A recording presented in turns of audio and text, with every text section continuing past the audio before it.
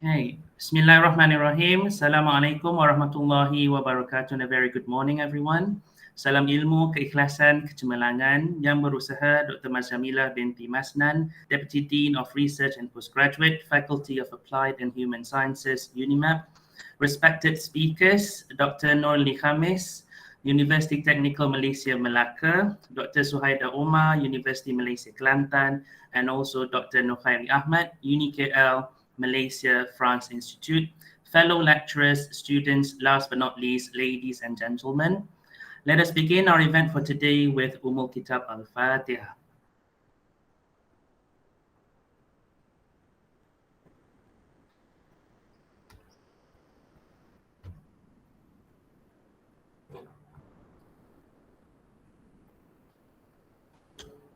Amin Ya Rabbal Alameen. My name is Hafiz, and I'll be your moderator for today. On behalf of the Faculty of Applied and Human Sciences and the organizing committee here at University Malaysia Perlis, we wish to welcome everyone to the webinar on academic research writing for beginners, organized by the Center for Liberal Sciences, UniMAP. Today, we are lucky to have with us three fantastic speakers, okay? Dr. Nurli Khamis, Dr. Suhaida, and also Dr. Nukhairi. Okay, who will each be sharing and presenting on three exciting topics. Okay, can everyone hear me clearly? I'm not sure if my, okay, good, okay, great. Okay, so before we go on any further, I would like to invite Dr. Mas Jamilah binti Masnan, the Deputy Dean of Research and Postgraduate, on behalf of the Dean of FSGM, to give her welcoming speech. The floor is yours, Dr. Mas Jamilah. Okay, Assalamualaikum. Thank you very much, Muhammad Hafiz. Can everyone hear my voice clearly? Okay, thank you. Okay. Bismillahirrahmanirrahim. Thank you very much, our beloved MC, Mr. Muhammad Hafiz. I'm reading this speech on behalf of the Dean for the Faculty of Applied and Human Sciences, UniMAP. Since he's not around, so I'll be replacing him. So honorable and outstanding speakers, Dr. Nurli Khamis, Dr. Suhaida Omar, and Dr. Nukhairi Ahmad. Okay, and ladies and gentlemen, Assalamualaikum warahmatullahi wabarakatuh, and a very good morning. Alhamdulillah, we are grateful to Allah Subhanahu wa Ta'ala for in His grace and blessing. We are here for the webinar on academic writing, research writing for beginners. The webinar is organized by the Center of Liberal Sciences, FSGM UniMAP. So congratulations to the committee for organizing this such useful webinar. And thank you to the speakers for their generosity and willingness to share the knowledge and know-how with us. And thank you as well to everyone for the endeavor in participating in this webinar. Ladies and gentlemen, the main goal of organizing this webinar program is to encourage postgraduate students and UniMAP academics who are just beginning to venture and explore the future of writing and publishing scientific research paper. So the guidance from outstanding speakers who are expert in their field can certainly increase the participants' motivation and their potential in the writing aspect, which in turn can be a motivating platform to publish scientific research papers. So I believe that through the ideas and information that will be shared by the speakers, the participant will be more interested to write research papers. And I hope that this webinar program achieve the goal that have been outlined and provide positive input to the participants. Finally, I welcome all of you to the webinar on academic research writing for beginners held this morning on this virtual platform. Hopefully, the knowledge sharing by the speakers on this Thursday morning will lead to positive impact on the participants. May this webinar be engaging, fruitful, and beneficial for your future venture. And thank you very much. Assalamualaikum. Back to you, Muhammad Hafiz. Thank you very much, Dr. Mas Jamilah, for the welcoming speech. Okay, before we move on to today's webinar, I would like to invite everyone to open their cameras for a quick photo session with their respected speakers. There are 59 of us here today joining. So if you could open your cameras for a quick photo session with everyone as a memory. Okay, our secretariat will now take a screenshot for the photo session. Please smile.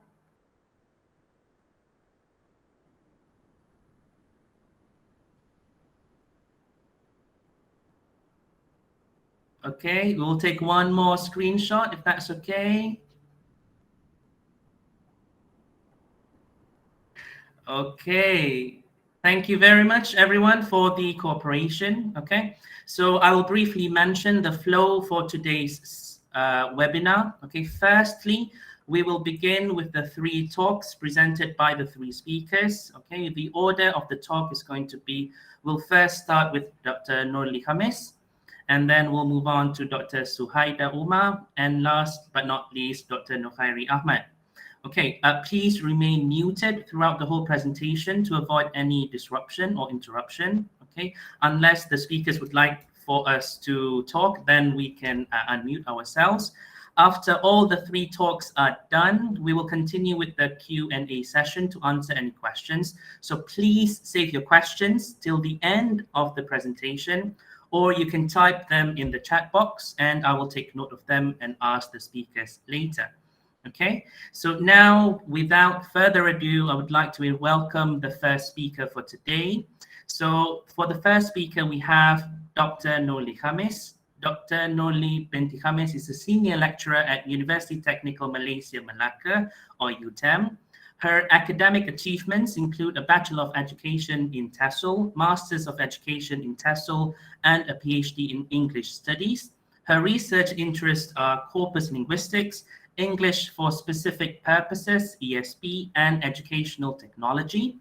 Teaching in one of the technical universities in Malaysia, her work revolves around the use of specialized language for pedagogic purposes. Her title for today's presentation is Moves in Article Writing for Social Sciences. So rhetorical moves refer to the organizational and linguistic patterns in writing. This session presents the general moves and frequent expressions in each section of a journal article writing for social sciences researcher writers. Okay, so without further ado, Dr. Nurli, the floor is yours.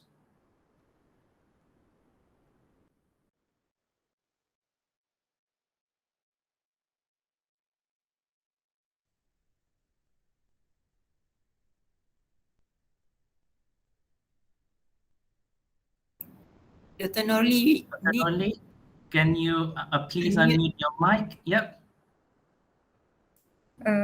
I think Hafiz, I Yes, think please. we invite Dr. Mas to give the speech first.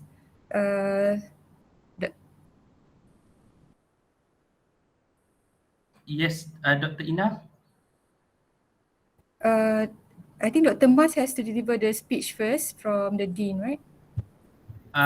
Already done it, Dr. Ina. Already. Okay. Sorry, I missed that part. Missed that part because of my technical failure just now.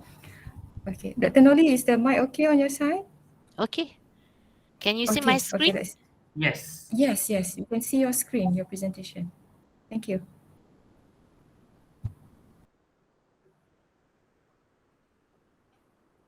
Okay, I have problem now because... Okay, all right, here. Okay, so Bismillahirrahmanirrahim. Assalamualaikum and good morning to everyone. Hi, I'm Nurli. So as mentioned, my session will be on moves in article writing for social sciences. Since we have a marathon to complete by noon, so I think we better get started. Now, to start, let me share with you the aim and learning outcome of my session so that you have an idea what I intend to achieve by the end of the session. So the aim of the talk is to raise awareness in young researcher writers of the convention in a journal article writing. So by being aware of the convention in a journal article writing, it is hoped that it will guide you in preparing your draft later. All right, now the learning outcome of this session will be hopefully I'm able to help you to identify the rhetorical moves in journal article writing. All right, so now, this is especially for young researchers who are about to embark on their writing journey. So if we have expert and experienced writers among us, so if you want to share or add on, so you are free to add on later. Okay, so please share, and so that we can help these young researchers in their writing journey. All right, so next, I think we need to define the word moves in my title. So moves there refers to rhetorical move. So what is a rhetorical move? This is just a technical term, so don't be intimidated by it.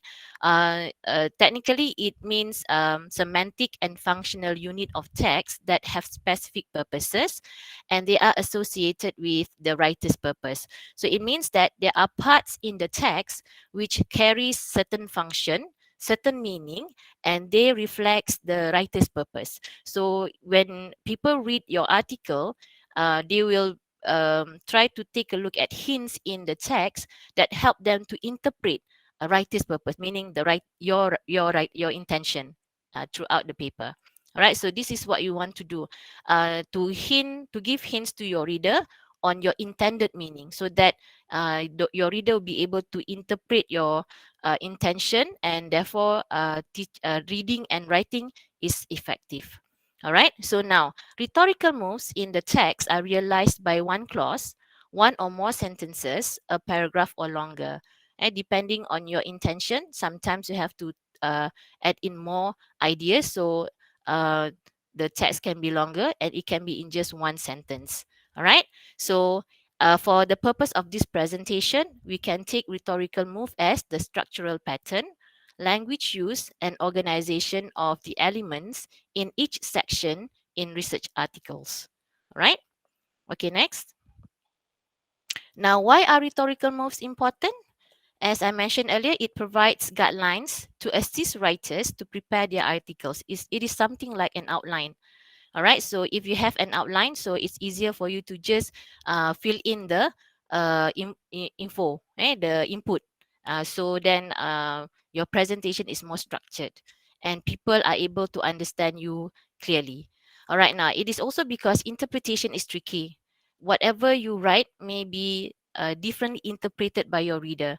So by having these rhetorical moves, you provide, by having these rhetorical moves in your, by following the rhetorical moves in your writing, therefore both writer and reader have or shared the same conceptual framework. And so you are on the same page, understanding the same thing, okay, and then getting the same hints, okay, and then directing the whole reading and writing experience. Okay, now for example, the use of subheadings in an article like abstract, introduction, methodology, results, and discussion. Now, when you read the subheadings, now this is actually an example of a rhetorical move. It gives the idea to your readers about the organization of your idea in the article. Okay, so this is a simple example of rhetorical moves in a research article. And so you have subheadings. So the use of subheadings are very useful to help your readers to keep up with your information, to follow through your idea in the article. All right, so if you understand how rhetorical moves work in an article, then reading and writing are more effective for both writers and readers. Okay, so that's why rhetorical moves are important for beginner writer. Okay, all right, now research article. So now research article writing is one of a scholarly publication.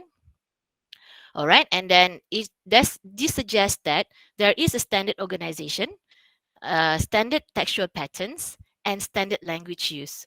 So indirectly, we are trying to say that writing a research article for journal publication can be technical, but because it is technical, therefore it is easy for us to learn how to write. All right, so it's a matter of time. Write a lot, then you gain all this experience, and therefore you can become an effective writer yourself one day. All right, so it is something that it can be acquired. Yeah, so don't worry if you think that you have no good English, for example, you do not know how to write, you have no idea. With a lot of practices and a lot of reading, you will be able to write good research article at the end of the day. So, and another thing you have to be aware of is there are variations in textual pattern and organization of research articles applied by different disciplines. So when you read article from psychology discipline, for example, you may notice a different pattern. All right, and if you read articles from linguistics background or specialization, then you will notice a different pattern. However, between these disciplines, there are still what do you call this similar. There are still some moves that are similar and cut across the discipline, and we call it as obligatory moves, compulsory moves. And this is what I'm going to share with you today, and so that you can start from something compulsory, then you go back to your field and see how other people in your specialization present ideas, then you adopt more moves in your writing. All right.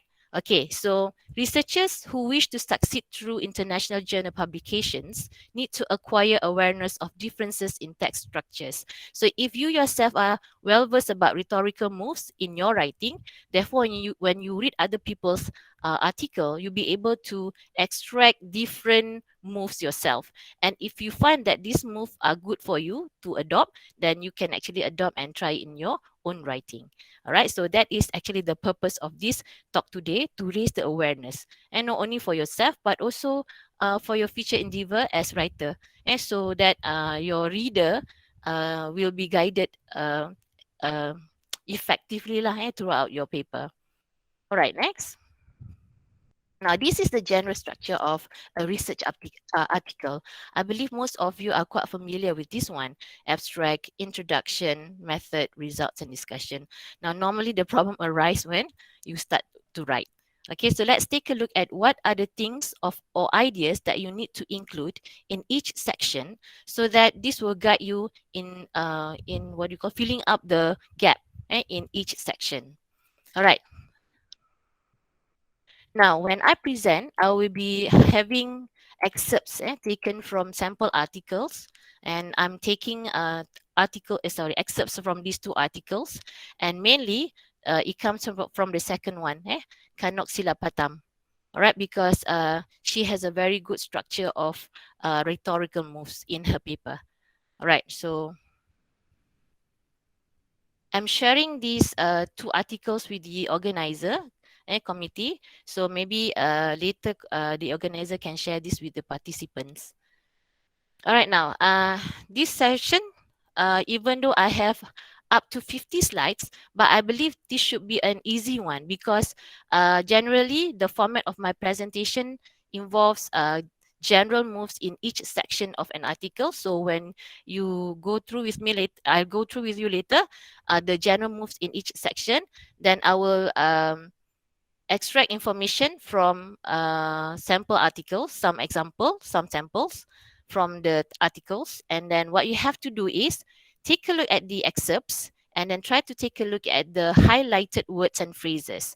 From the highlighted words and phrases, try to make up how the writer demonstrate the moves in her writing in order to realize the moves. Okay, so this is what you have to do throughout my session lah. So you don't really have to understand the excerpts in order to see how I mean the content of the article. You just take a look at how these words and phrases are used in order to guide you to understand the intended meaning of the writer. Okay. All right, now next. Okay, let's move on to introduction. I'm not going to do abstract just yet, because normally when you write a paper, you complete the whole paper, only then you work on the abstract. So this is how we are going to go through the moves, okay, for today. All right, now on introduction. Introduction basically contextualizes a research study being presented in the relevant literature, claim its novelty, and present main features of the study. That seems so many things to do in introduction, right? So we are going to take a look at how you can do this later. Now, introduction sections work from outside in, which means that you talk about the field first, something bigger, then progressively narrow the scope to talking about only the current investigation. So if you have heard of the funnel concept, whereby you talk about something in general, then zooming in into the subject of your paper. So this is the actually describing the funnel concept. All right. All right, next. So these are the moves in an introduction. As you can see, there are three main moves. So these are the three main ideas that you have to make sure you have in your introduction. So the first one is providing background and relevant info of the study. And the second one, you have to point out limitations or gaps or weaknesses in previous research. Then only you introduce your work, describing your research and its aims or achievements and findings. So normally you'll talk about your work or research at the end of the introduction section. Okay, so for the first two parts, basically you discuss or you situate your topic in the context, whether it's bigger society or within your discipline. And then you talk about the limitations, the gaps, and the problem that you intend to solve in your paper. So now, as you can see here, under the first move, providing background and relevant information of the study, now whatever comes under it are called the sub-moves. They are called strategies. All right, so these are the suggested strategies for you to write in order to reflect the first move. So you can discuss the importance of the topic for the world or society, bigger context, and situate your study according to the world and society, or you can discuss the importance of the topic for the discipline, straight away into your discipline. All right, and then review items of previous research. This is actually the literature review. All right, so we are going to see how these are done later with the samples.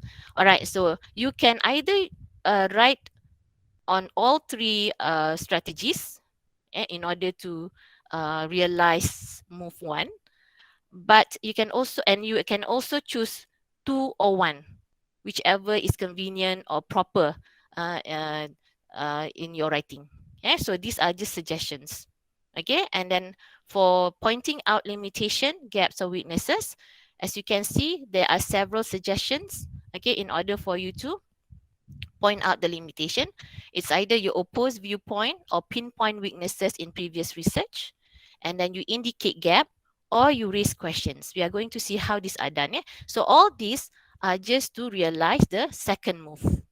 And then the third move, okay, when you introduce your work, then this is the part where you state main purpose or aim of the study.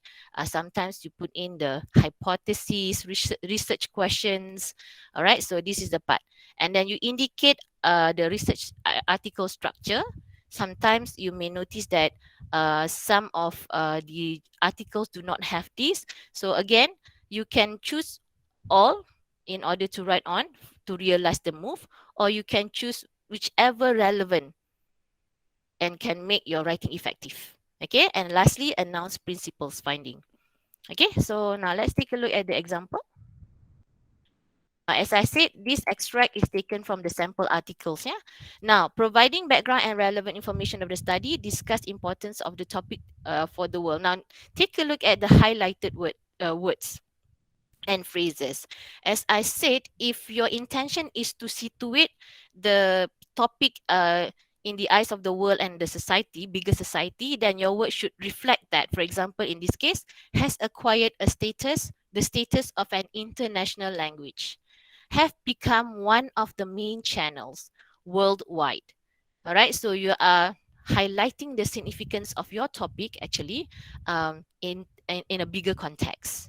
All right, and this is when you discuss the importance of the topic for the discipline. And so now you're narrowed down to a research article, facilitating reading and writing of scientific research article. And the significance is native and non-native speakers need to be aware of, okay, conventionally used in their fields of scientific interest. So these are some statements to inform your readers the importance, the significance of the topic in the discipline. All right, so this is how the writer narrow down the subject from something bigger, of bigger context, and then zooming in into the topic of the paper. All right, next. Now, so for reviewing items of previous research, this is something very familiar also to many of us. Whenever you can see citation, in-text citation like this one, you are actually reviewing previous research. Okay, so this is an indicator, the signal. Okay, so you have to be familiar with the in-text citation format according to the style. If APA, what is the in-text citation format? If IEEE, what is the in-text citation format? So this is normally determined by the journal. So be aware of all these citations practices. Yeah. All right. So therefore, we'll be looking at name of the authors and then some verbs to reflect citations. Maintains, refers to, and then name of the authors, and then the citation format, notes, okay, and then a few scholarly journals. And you can also have something like previous studies. Okay, so by looking at this, then your readers will be able to guess that you are doing some reviewing of literature. All right. Next, pointing out limitation. So this is how this writer realized the strategy for this move. Opposing viewpoint or pinpointing weaknesses in previous research. So first you state previous research information, then you insert something like however, contrast in idea, certain criticism. So you use very strong word to suggest opposing view. All right. And then indicate gap, the absence of rules leads to questions. Okay, so now content is always yours. So by right, you should have mastered your content before you start writing. You should have completed your study before you start writing. So in other words, you should be very well versed about your content. Only then these rhetorical moves can take effect. Otherwise, it will be difficult for you to struggle with the rhetorical moves and the content. So this is assuming that you have actually completed your study, one thing, and you really understand your study. All right? Okay, then only you'll be able to master the rhetorical moves in your essay, in your paper. All right? And then you can also raise question like this one. So you post the previous writer's ideas, and then you start questioning. So question marks. All right, so this is how you can point out limitation. So this is the kind of rhetorical moves you can apply in order to suggest you are pointing out limitation, gaps, weaknesses in previous research. All right. Okay, next, describe your research. Now, this is a very important part whereby you introduce your research in the paper. So state main purpose, main objective of this study. Normally, it has to be very straightforward so that people can straight away tell, okay, this is the main objective of the study. And sometimes you can include your research questions and hypotheses in this section. All right. And then indicate RA structure. Okay, some articles may not have this, but if you have extra words to write, then perhaps indicating RA structure can be inserted in this move. So you have following procedures: first, next, then, and finally. And then announce principal findings. Basically, you state the significance of your findings. In this case, the results of this study provide a basic basic template, and then may be valuable to who need assistance to better meet the international scientific community's expectation and demands. Now, if you take a look at these words, they are all highlighting the importance of your findings. So this is what you have to do. Highlight the importance of your study in the eyes of your readers. And so you have to convince your readers how your findings is actually contributing to the body of knowledge. Okay? All right, now, let's move on to method section. Method describes the procedures and experiments taken for obtaining findings for a study. All right, and then serves to convince the readers on the validity of the procedures employed. Now, this suggests the fact that method focuses on describing the procedure of data collection and data analysis, as well as justifying all your research activities. So you have to provide justifications. That is the idea of methodology, because you need to convince the readers on the validity. And so you have to provide some evidence to validate your research activities. So next, method section requires different patterns of rhetorical structure for different disciplines. Again, different discipline will have different ways of presenting methodology. But these are actually the most common one. So if you prepare your paper later according to these moves, basically you have fulfilled the general way of presenting ideas in method section. So the first one, describing data collection procedure. And this is very straightforward. So some writers, they start with the method section when they want to start writing a paper, because this is very straightforward. And so you describe the samples, you recount steps in data collection, you retell the steps and what have you done, because the idea is when you recount the steps in data collection, you want people to replicate the method in their context. So that is the purpose of this method section, when you have to describe the steps clearly. You want people to replicate your work. All right, and then you have to justify the steps taken. And then describing concepts and variables in the study, depending on the nature of your study.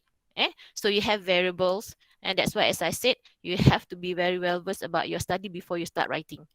So you know what is the concept that you have to elaborate on, and then what are the variables that you have to explain in this move.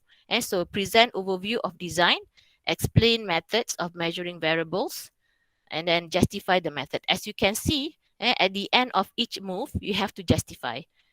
All right, this is to validate your work. Okay, describe data analysis, recount data analysis procedure, justify again, and then preview some general results. What is your expectation from the data analysis? So now let's take a look at how this is being realized by these writers. Okay, now for describing data collection procedure, in describing samples, as you can see, the words are basically very factual and involve some figures as well. So as you can see, the sample involve 5 journals. So the journals are cell and they are labeled as C accordingly in this sample or excerpt. And then it describes, the writer also describes how she actually retrieve all these 5 journals, and then how many articles were selected, and notice the use of the phrases and words, and then number of samples. Okay, number of samples for the study. All right, so again, this one goes back to the nature of your study. Okay, recount steps. Okay, justifying. So you have something like to ensure that the results obtained would be generalizable to the target discourse, and then word selected. To control possible disciplinary variation. So you have to provide justification for some of the steps taken in data collection. Because sometimes people will definitely ask, why are you doing this, not that?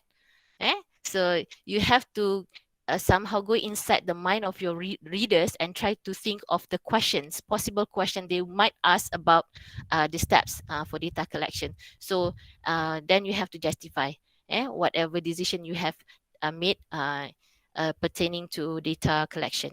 All right, and then describing concepts and variables in the study, present overview. In this case, this writer is using move analysis, and this is the framework used in order to analyze the information, and then explain methods of measuring variables. In this case, variables are taken as move 1, step 1. So this is again depending on the nature of your study. And so variables, and justify the methods of measuring variables. Okay, so this one justified by saying Swale's framework has been successfully extended to other sections of research articles in various academic disciplines.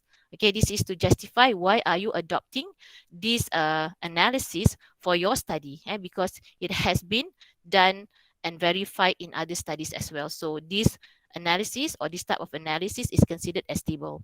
and you want to apply it in your study.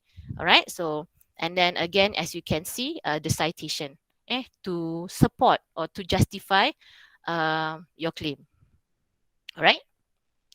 Okay, now describing data analysis, recount data analysis procedure. Take a look at the what you call these highlighted words.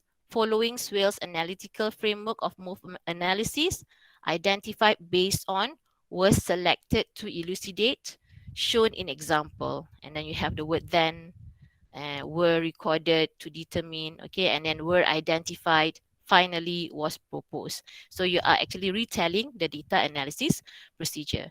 And then as you can see in this sample or extract, the three strategies are actually presented in one or two paragraphs. So they are intertwined. So this also suggests that whatever strategies suggested here, they do not have to come one after another. So you can intertwine the strategies, whichever you find fit according to your study.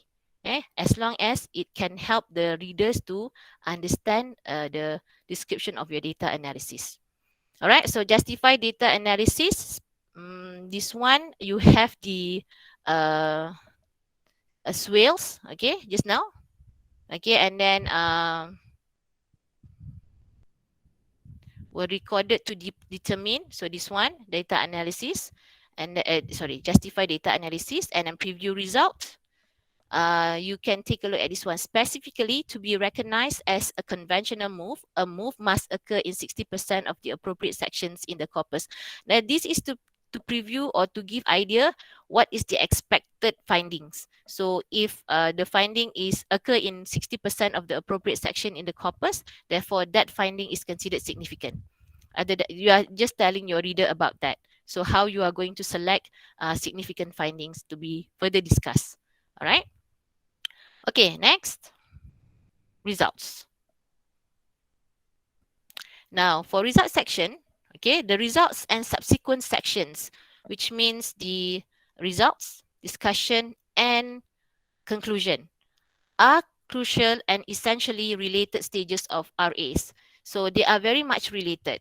And so that's why you can see sometimes in some article, you can there are separate section for results, discussion, and conclusion. And sometimes they combine results and discussion and another separate one on conclusion. Or sometimes you can even find results, discussion, and conclusion under one section. And because they are very much related. So how to choose from these three?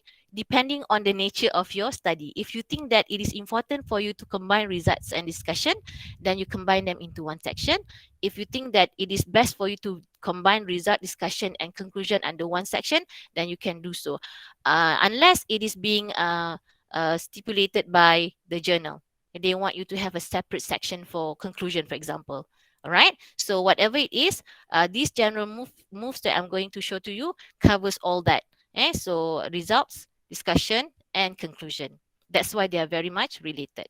Okay, now, authors present their findings and seek to establish their importance. You have to find something in your findings to be highlighted because you have to tell your readers the importance of your findings.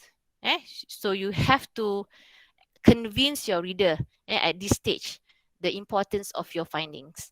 And then this section is the place where new findings are not only highlighted, but also interpreted and commented upon by authors. So you highlight and then you tell highest and lowest, something like that. You highlight the significant feature of your result. Okay. And then you have to comment. For example, this one commented will be in discussion, but basically we'll see how the commenting is done for results and discussion later. And one thing to be noted for results and discussion section is that moves are frequently recycled, meaning the same move you recycle based on the variables you have. So if you have 3 variables, there's a high chance you have the same structure or organization when you present these 3 variables. That's why you can see same movements or same, a structure in an article when they present uh, uh, 2 or 3 variables. All right. So you have to repeat so that your readers will be able to follow every single variable. Okay. All right, now, so this is the moves, general moves in result section, providing preparatory info, report the results, describe data analysis, summarize the results. So generally, these are the ways to present results. So very technical. You provide info and then report the result as in numbers, and then describe data analysis. Perhaps you interpret results, compare result with other literature, evaluate results, and explain the causes of the results. Why is it skewed, for example? You may want to add in your professional opinion on the phenomena or findings and summarize the result. Okay, so this is basically related to your study, the findings, the results. Okay, now let's take a look at how this writer realized the move. Providing preparatory info. Now, this one is provided by the author by giving the background of the section. For example, a structure of whatever are presented in Appendix B, the following section described. So now, sometimes in other articles, you don't find this preparatory info, this kind of preparatory info. And so, if, as I said, if you have the luxury of extra words, then perhaps you can add in this preparatory info. But normally, okay, writers straight away report the results, as shown in table 1 straight away, and because sometimes we have limitation of words set by the journal, and straight away as shown in table 1, the most frequent. So you talk about the significant finding. Okay, and then based on the cutoff of 60% occurrence rates, all moves identified are conventional. Okay, so you somehow commented on the results. Just that you don't relate to bigger picture, just commenting specifically on the result alone. All right, so this is result section. Okay, now describing data analysis. Sorry to interrupt, Doctor. You have 15 more minutes. Yeah. Okay, thank you very much, Hafiz. Okay, now describing data analysis, as you can see, interpreting results, compare result with literature, evaluate results, and explaining the causes of the results. Okay, so most likely due to explaining causes, and then the citation, comparing results with the literature, evaluate results. Okay, in contrast, you are making analysis with other literature also. Okay, and then interpret the results. Okay, of all variation, your finding is invariably present and consistently recognized. Okay, so this is how you interpret result. Generally, specifically talking about that variable. Okay, so this is result section. And then summarize the contrastive findings. What can you suggest from the finding? So this suggests that the students have high motivation or something like that. So again, specifically relating to the finding. You do not relate to bigger picture just yet. Okay, now under discussion, some RAs combine discussion with the results section and conclusion.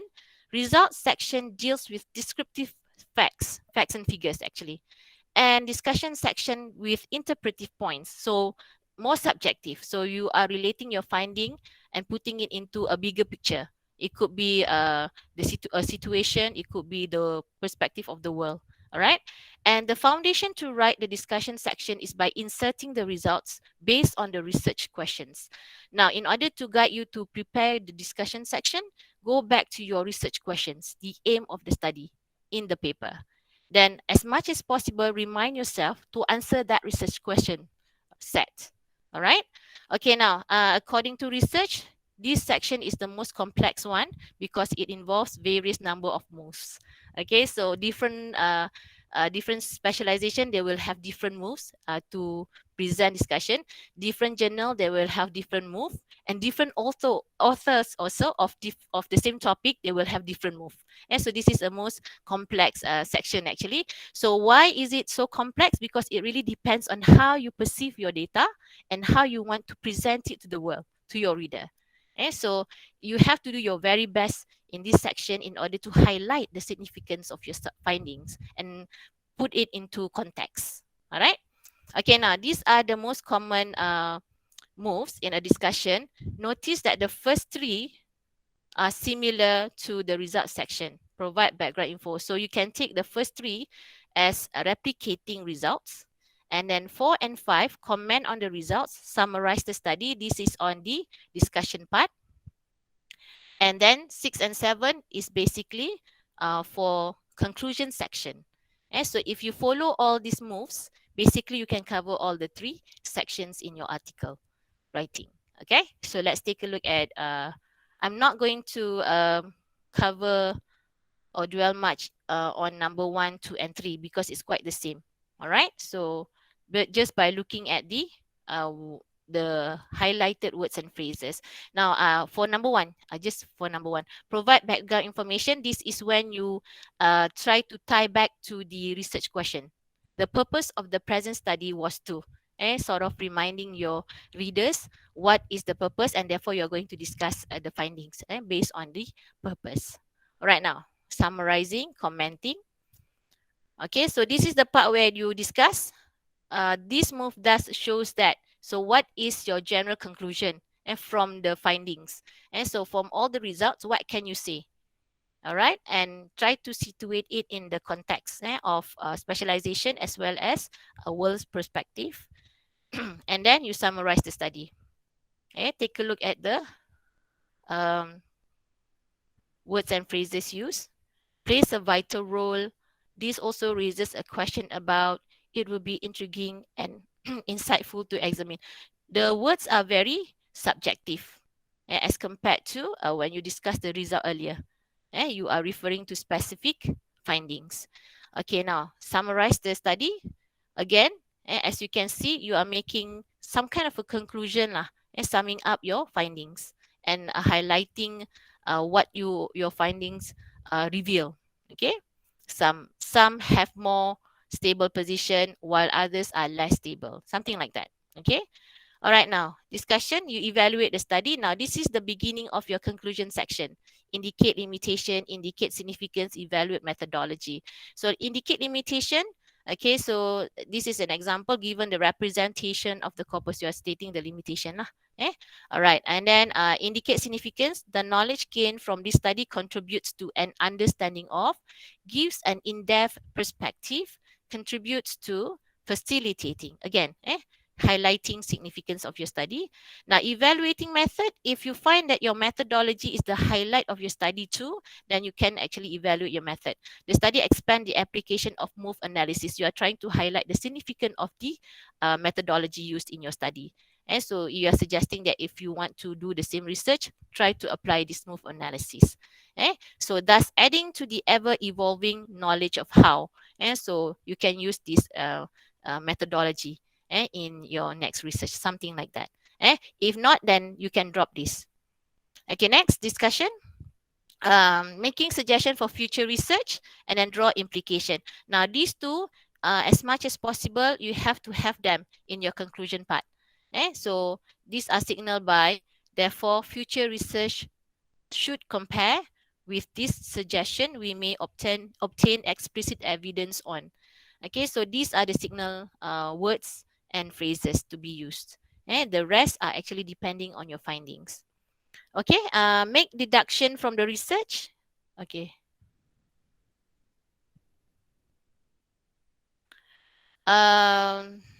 Draw implication. This study offers practical implication, okay, can be presented to raise, can empower. The template proposed by the study builds up. The template also provides a foundation for. And so this is, you are trying to inform your readers how your findings is can implicate the specialization, your field. Okay, and then next, the abstract. Abstract represent a crystallization of the whole article, and meaning you state the whole article clearly in lesser words, an organizational pattern that is similar to the RA itself. Being the first thing read after the title, it has a significant effect on the reader's decision on whether they continue reading or not. That's why abstract is an important part for you to master, and because you are inviting your readers to keep on reading. Thus, the writer of an abstract would need to make important organizational and linguistic decisions regarding both the structure and the propositional content of it. So as I mentioned earlier, not only you have to master the rhetorical moves, but you have to make sure you master your study as well. And then when you combine these two together, then you'll be able to write a clear paper. Okay, now for abstract, these are the moves. Okay, replicating the whole paper, introduction, methods, results, and discussion. So this is how it is being presented in the abstract. As you can see, this is more blocked as compared to the one in the article. And so you can see the block, the idea comes in block according to the sequence. Earlier, you may not have to follow the sequence. So for abstract, you have to follow the sequence because this is the convention.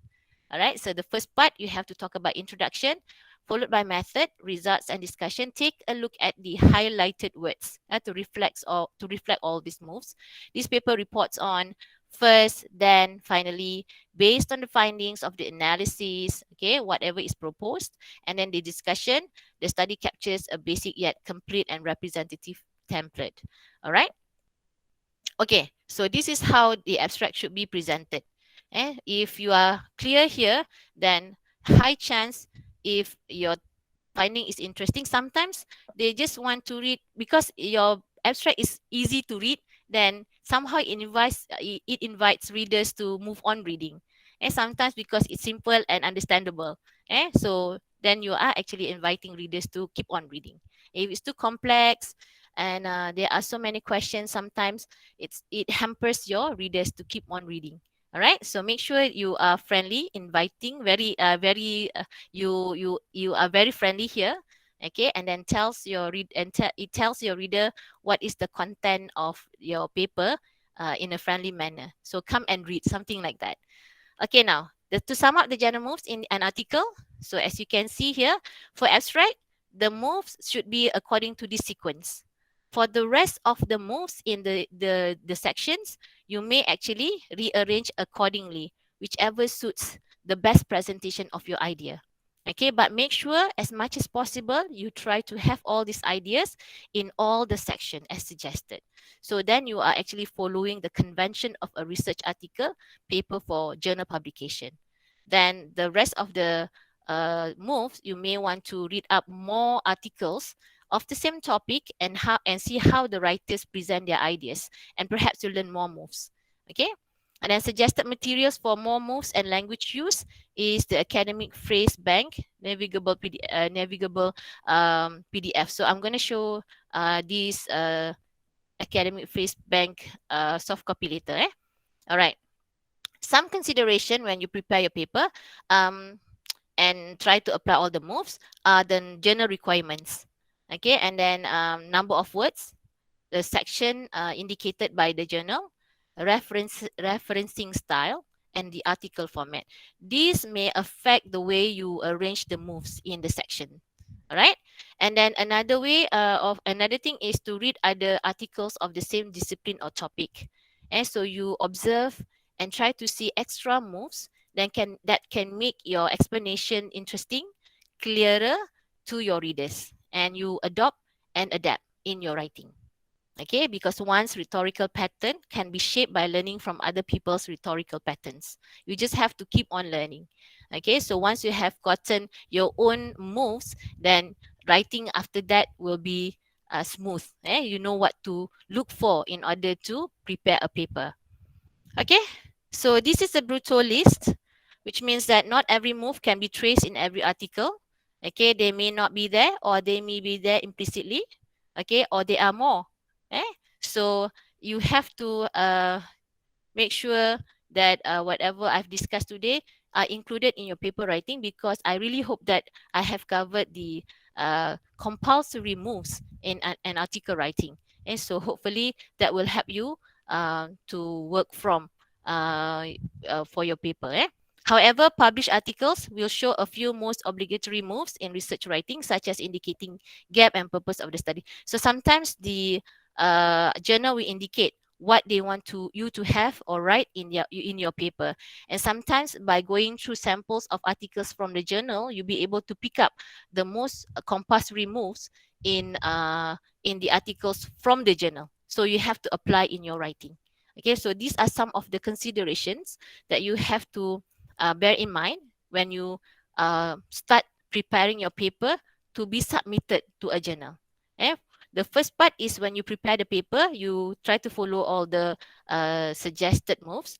Then when you prepare for the journal, there are other stage when you have to take a look at the other articles in the journal and see any extra moves that you have to add on in order to increase the possibility of being accepted or being reviewed by the journal. All right? Okay, so I think that's all. But before that, let me share with you the academic phrase bank.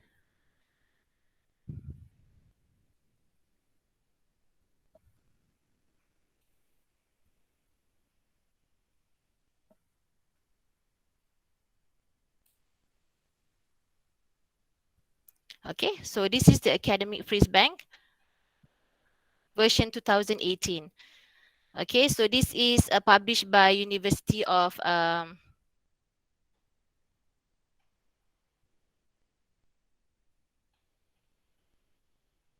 let me see the name of the university. Okay, University of Manchester. Okay, so the vast majority of phrases in this resource have been taken from authentic academic sources, which are postgraduate dissertation as well as academic articles. All right, so these are a compilation of phrases and words that you can use based on major section. Okay, and then under each major section, you can see the moves suggested, extra moves suggested, and then the keywords or the phrases that you can use. So you can adapt this according to your study and your paper. All right, so more moves actually, more specific moves. Okay, so according to the section. All right, so I've also included sample article.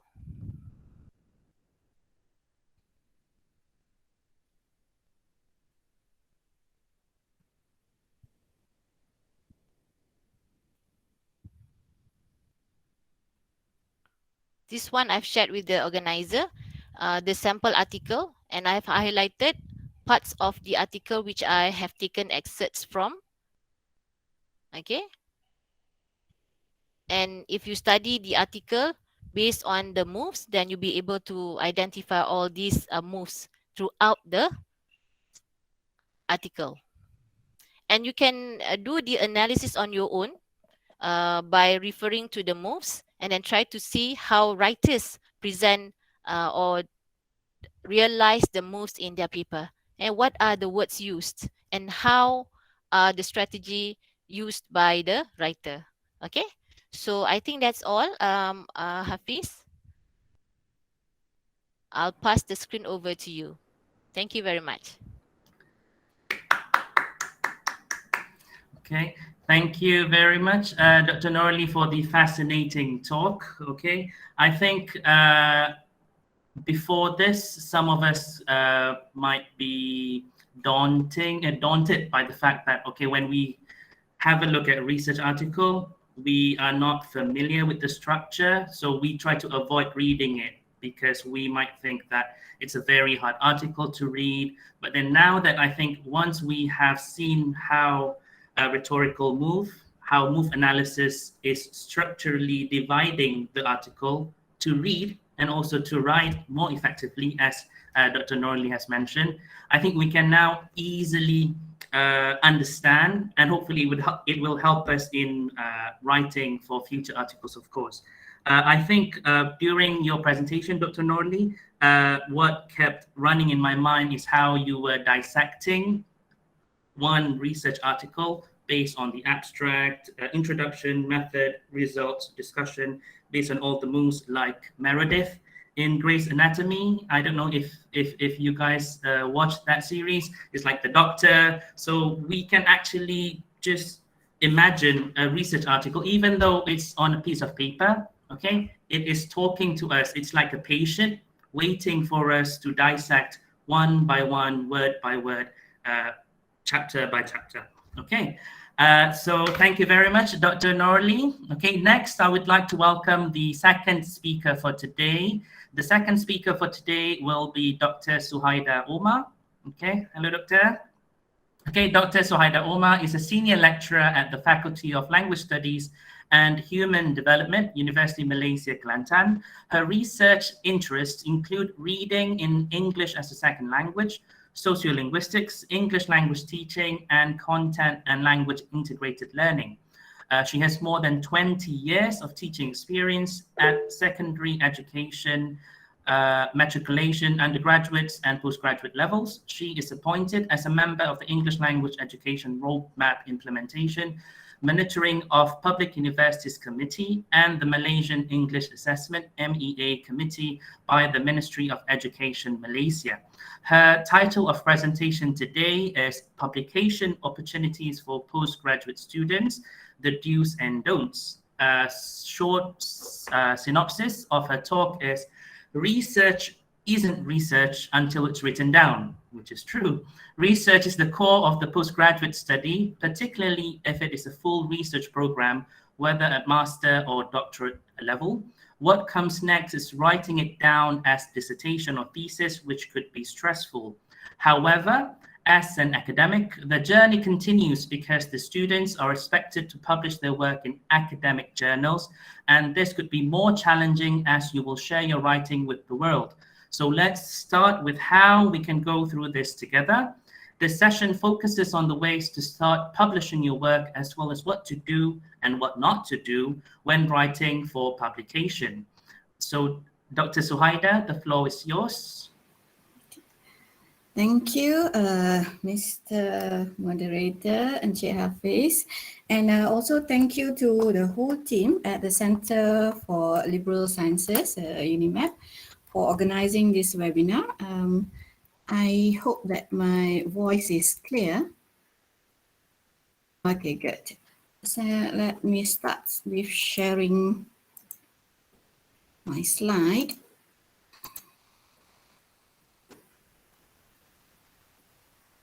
And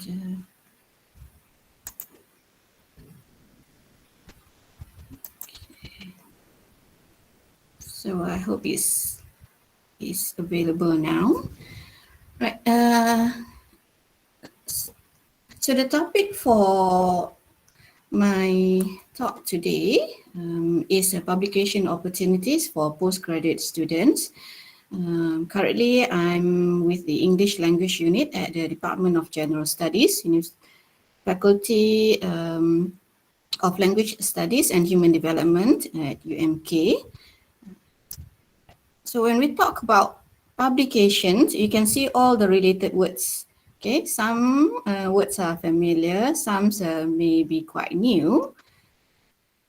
And as Encik Hafiz has mentioned earlier, research isn't a research until it's written down, which is definitely true. And as an academic, we cannot run away from this. So what is writing? So you have different types of writing. You have like normal writing out of the blues because you just love writing or because you have to do it. And you have academic writings. Okay, now you are a postgraduate student. So you cannot have informal writing. You cannot have colloquial. You cannot have all those words that you use in your daily conversation, like the word wanna, gonna. So it will be an academic informal writing. And in the end, you might have to submit a dissertation or thesis, depending on the nature of your program, yeah? Okay, so when we talk about dissertation or thesis, you have to follow your university style. And you can have 1 to 5 chapters. Some may go up to 6 or 7 chapters. Others might have 2 volumes or 3 volumes of thesis. Huh? And when you go for proceeding or journal writing, the style are different. Okay, and of course, you cannot put everything together because certain journal required like 5,000 words, certain journals want 8,000 words, and your thesis or dissertation may be 80,000 words. So don't cram everything because there are a lot of things that you can do with your dissertation and your thesis, yeah? So why write? This is a problem. We think that we are writing, but elsewhere in our mind, we are doing something else. Okay? That's normal. Not just the young researchers, it also happened to the not so young researchers and the not so young writers. So why do we write? Because it is to help us to think critically. Okay, it helps us to connect, organize, and synthesize our ideas. If you have everything in your mind and you don't write them down, it will stay there. Okay, and also we will be able to develop conclusion based on our ideas. Okay, and also we will be able to present everything in an organized manner. It is often the case that you have a lot on your mind. Okay, you want to write this and you want to write that, but you just keep staring at your laptop. You did not get it in writing form. And in the end, you know, the ideas, you know, they will definitely fly away. Yeah? Okay, next one. So why do we publish? The easiest reason would be if you publish, you can get extra feedback. Okay, all this while, you are just sharing your writing with your supervisor. And sometimes there are things that are not clear to others, but they are clear to you and your supervisor because you have been doing this for so many times, okay, revising and revising and revising, but it stays there.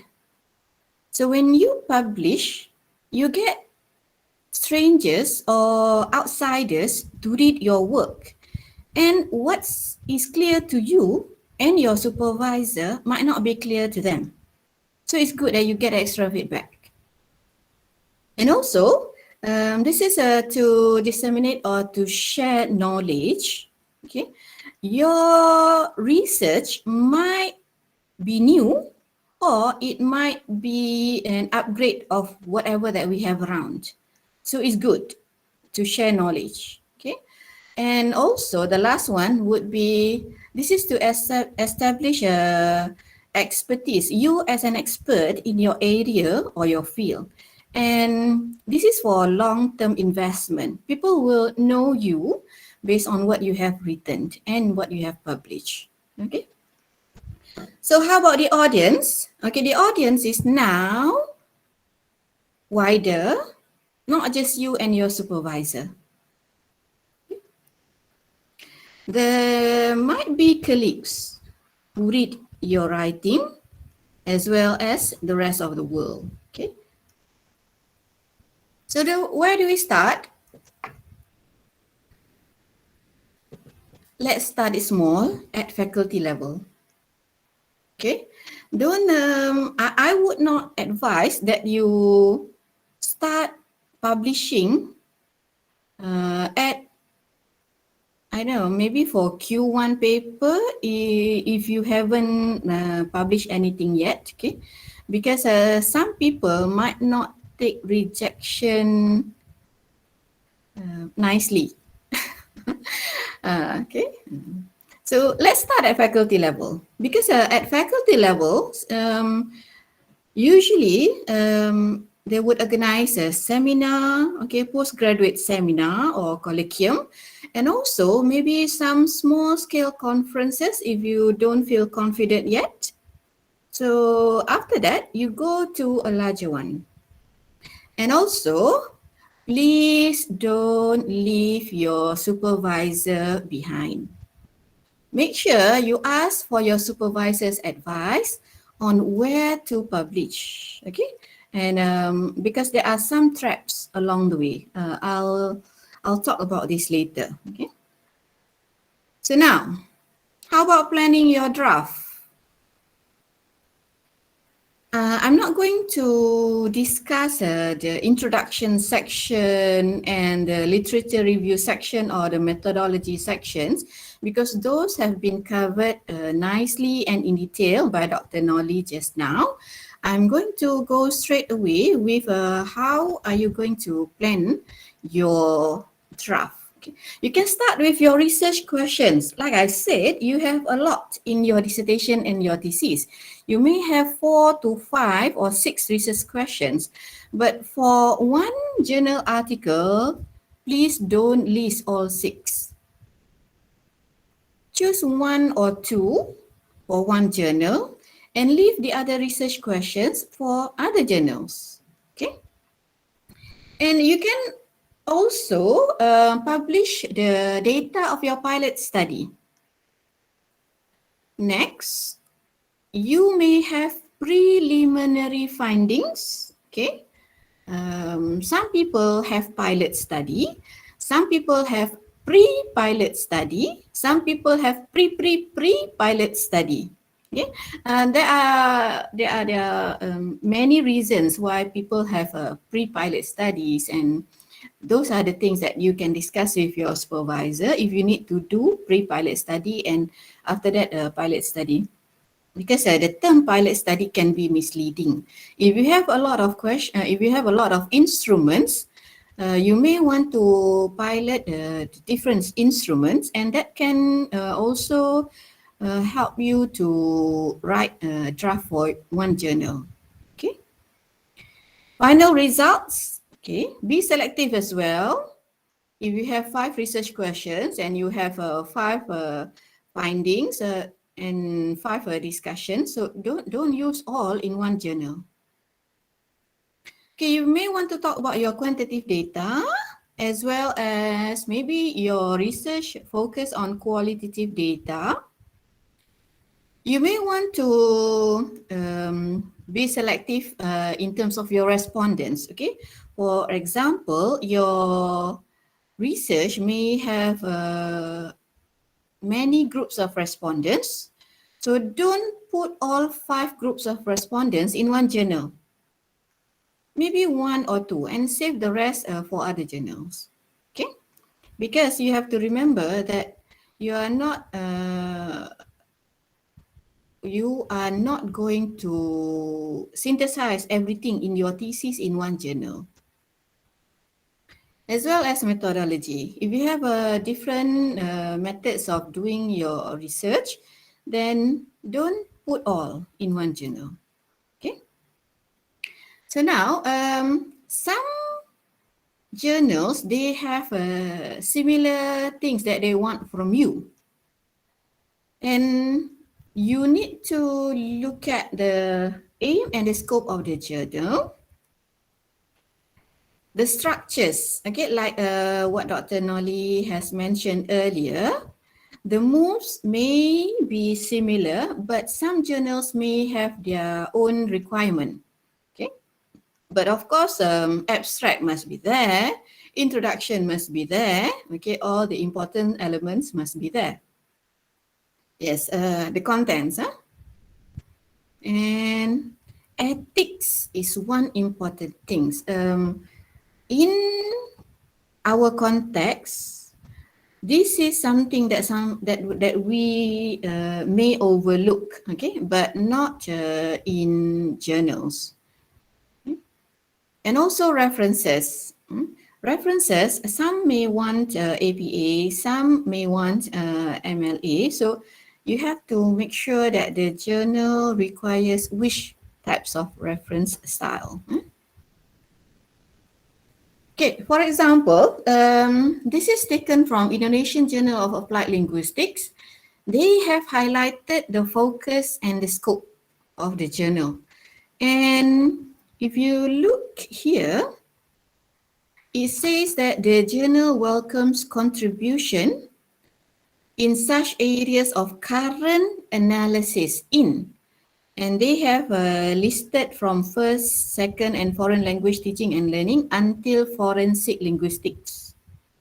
So, if you are interested in, for example, writing about the history of English language education in Malaysia, does it fit the scope of this journal? Maybe in language planning.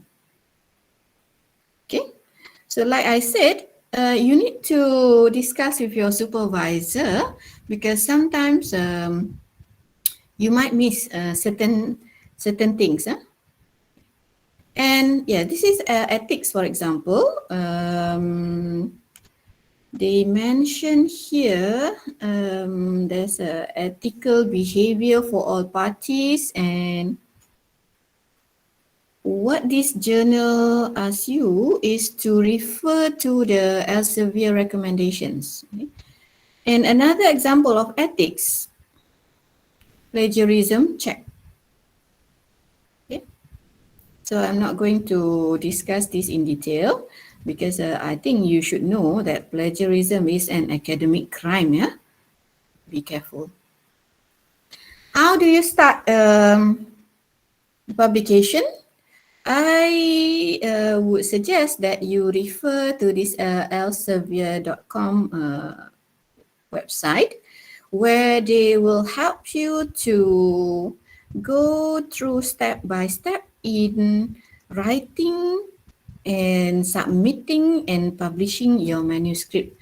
So when you go to this website, you'll be able to click from 1 to 5 on how to do it. Okay? We're not going to have we don't have a lot of time to discuss everything here, and it is a marathon, like was mentioned by Dr. Noli. Okay, so let's go to the types of journal. This looks technical, where you have a Web of Science, you have a Scopus, and you have ARAH. And whether you want to publish your article in any of these journal, it depends on a lot of things. Okay, it depends on the area. It depends on the what I said, the density of your research, for example, and it also depends on the context of your research. Okay, and yeah, this is the local one where we have this Malaysian Citation Index. And if you want to search for article, you just write the title, or maybe you want to look for the articles, the journal's website, then you can just click any of the journals, any of the one that is not clear here. I'm so sorry, but just Google, type my site, and you'll be able to access this website. Right, this is an example of journal at UMK. We have Imsania, published by the faculty. And this is by UniMAP. They have a few others as well, and this is just one example. Okay. And UIA or IIUM has quite a lot. So if you are interested, then you can go to all these universities' websites and look for the journal that would be very much reflects your area or your research. So they have a lot here, and I just cited a few. UKM, for example, this is half of what they have. Okay. And if you are in the TESOL or Applied Linguistic, you can see that they have 3L, Journal of Language, Linguistics and Literature, and also GAMA, Online Journal of Language Studies. These are all very good and excellent journals. UPM as well.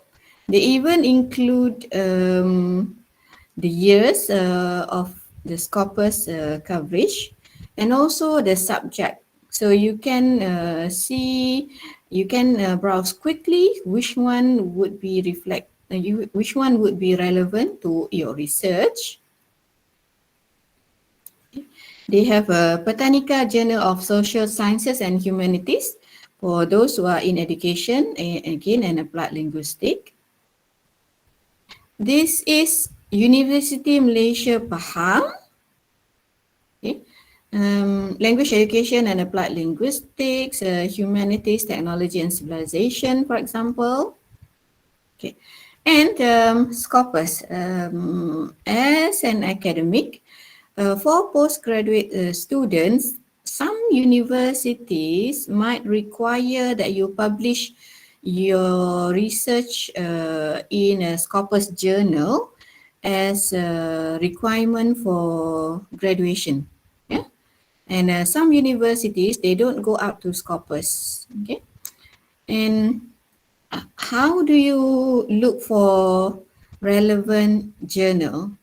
You can see on this page, they have journal ranking, for example.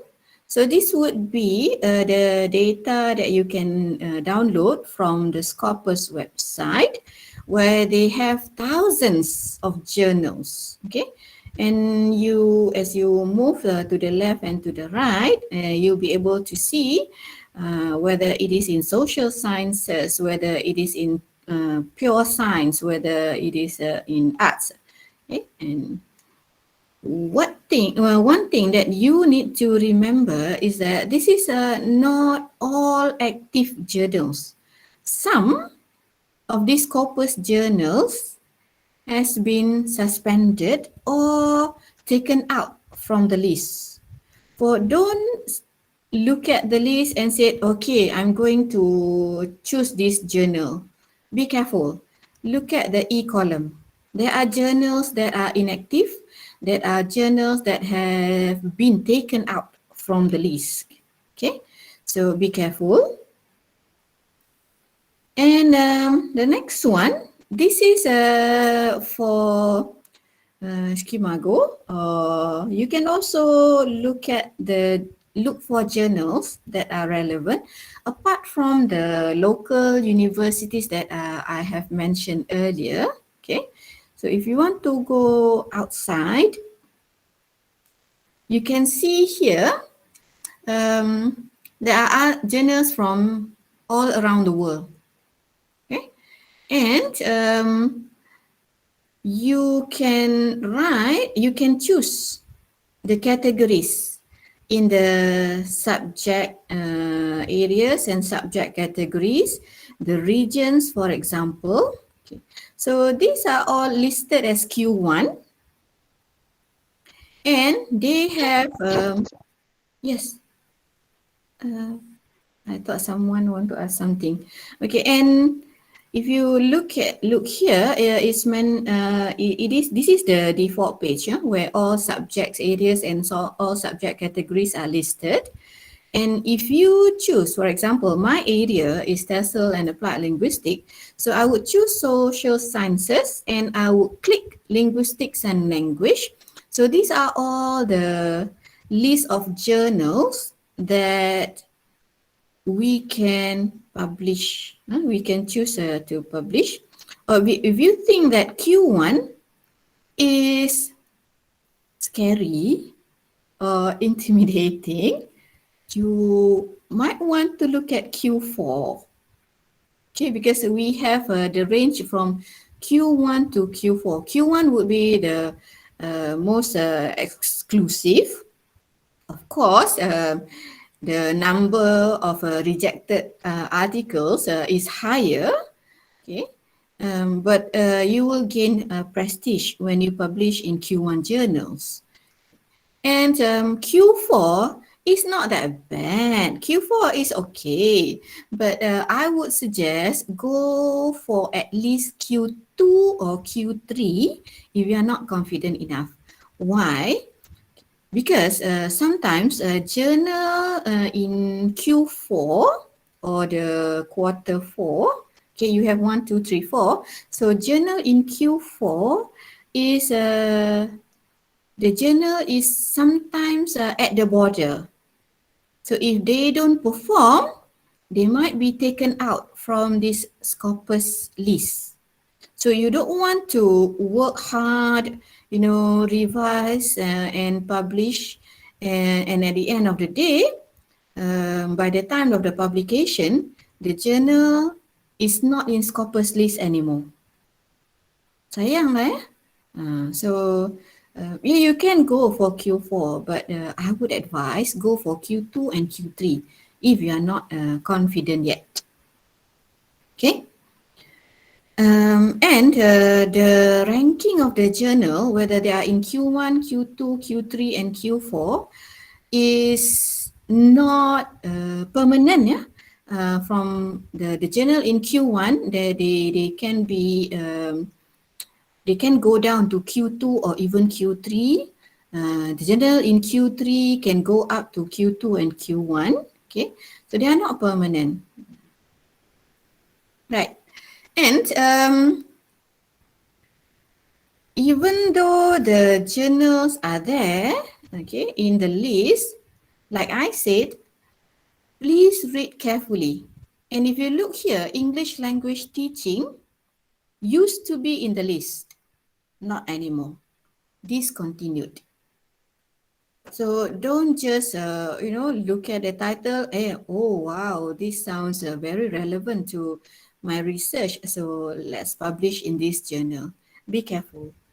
For example, this one, even though the age index is 18, which is quite high, it's written here that it is discontinued. Okay. Right. So again, you have the abstract. You have written half of the articles. So how do you choose the relevant journal? You can use this finder tool. And this is from Clarivate, okay? And it says here, already have a manuscript? Match manuscript. So when you click on match manuscript, okay, they will ask you, oh, I did not include it here. They will ask you to fill in your abstracts, okay? And after you have done that, they will give you lists of relevant journals, okay? And again, discuss with your supervisor which one is the closest to your research. Because the suggestions are there, but not all would be relevant to what you have written. Okay. And another journal finder tool is from Elsevier. So you can include your title and include your abstract and also keywords. Keywords, some journals, they ask you to write 3, some ask you to write 5. So these are some of the journal finder tools that you can use to look for related or relevant journals quickly. Okay. But again, be selective, yeah. Don't just jump into the bandwagon and start to drive away. You might not reach your destination. Okay. And what are the don'ts? Okay. Right. Results with lack of interest.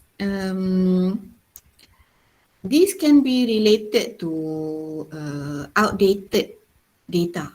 Okay, you may take quite some time to do your master or your PhD, and by the time you want to publish your finding, the academic world is not interested in that area anymore. So you might want to update your findings, yeah, before you publish it, because it's just like fashion lah, kan? At one time, everybody like to wear this type of fashion, kan? After certain year, a certain period of time, then we move to a different kind of fashion. Yeah?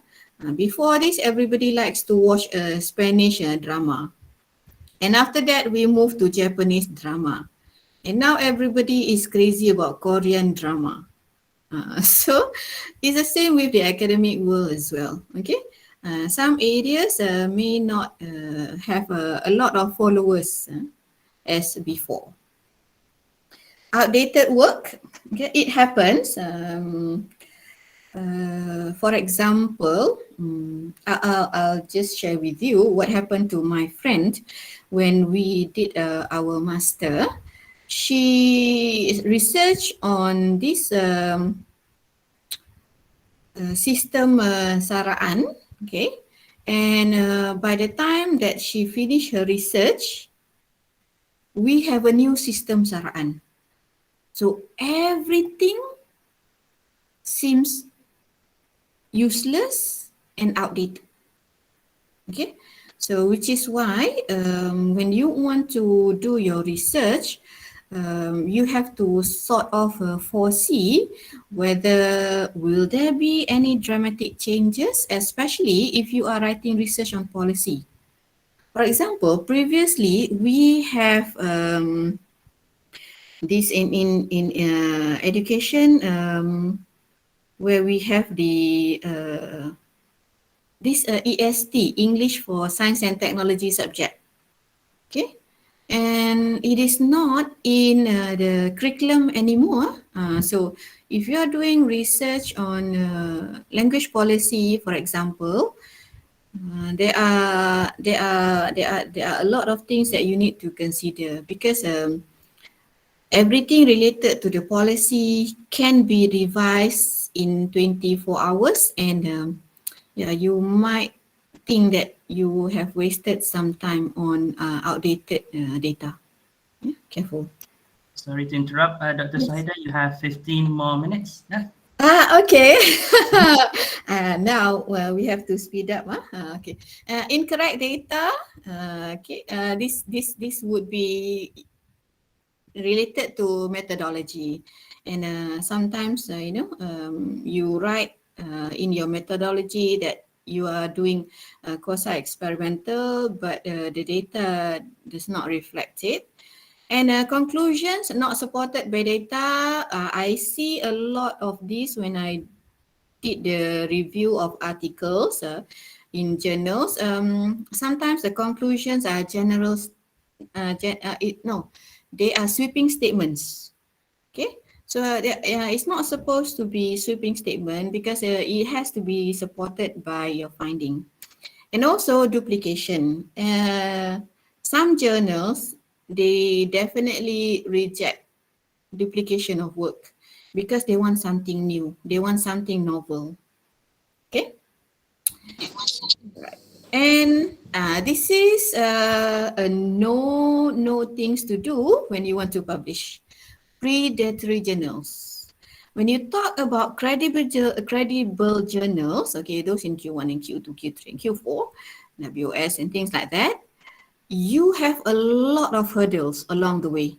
You might have to revise your draft 3 times or 4 times, okay, and they give you very short time to do the revision. But for predatory journals, you submit at 2 a.m. because you've been working on it, kan? So you submit at 2 a.m. At 6 a.m., they tell you your article is accepted. 4 hours, just 4 hours, your article is accepted. And then you were like, I must have written a good article. And then they ask you to pay. And credible journals pun ask you to pay. So, okay lah, so you pay. And you realize that there are a lot of grammatical errors, some of the structures and moves are not right, but it's already been published. So be careful. Okay, predatory journals may have a quite similar website to credible journals. And so, yeah, these are the things that we need to be careful, because we think that it is credible, but actually it is a predatory journal. Right. And I refer to website, the library website, where they have a lot of information related to how to identify predatory journals. Okay, this is a good one. And yeah, I think that's all. So these are the references and where you can get in details of what I have mentioned earlier. And that's it. Thank you again, and hopefully this will be beneficial to everyone, the young researchers, the middle young researchers, and the not so young researchers. Okay, I think that's all. Thank you. Thank you very much, Dr. Suhaida, for the excellent presentation and also sharing session. Okay, so previously I thought of Dr. Norli as Meredith. So for Dr. Suhaida, I think she is like Nigella Lawson. Okay, Nigella Lawson, the food writer and TV cook. Why do I say that?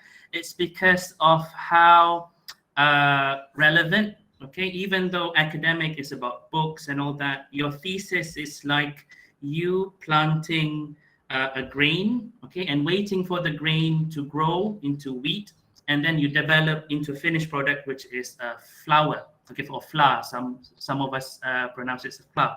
Okay, so this white flour, this white substance, it's not a finished product. It is a finished product, but then you can change it.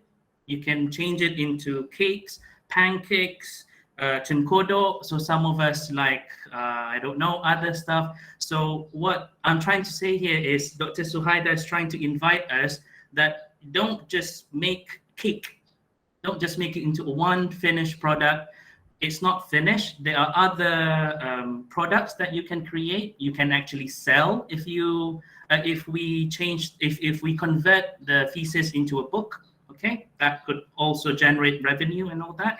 So I think that is a very, very eye-opening, especially for young academics in this session. Okay, so thank you very much, Dr. Suhaida. So last but not least, I would like to welcome the third and final speaker for today, Dr. Nurhairi. Are you there?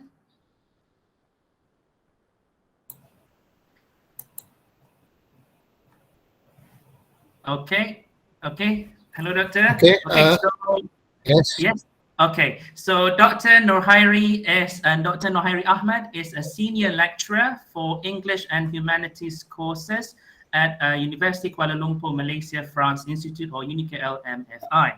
He has a Bachelor of Education Honours in TESOL, MA in English Studies, and PhD in Applied Language Studies from UKM and UITM.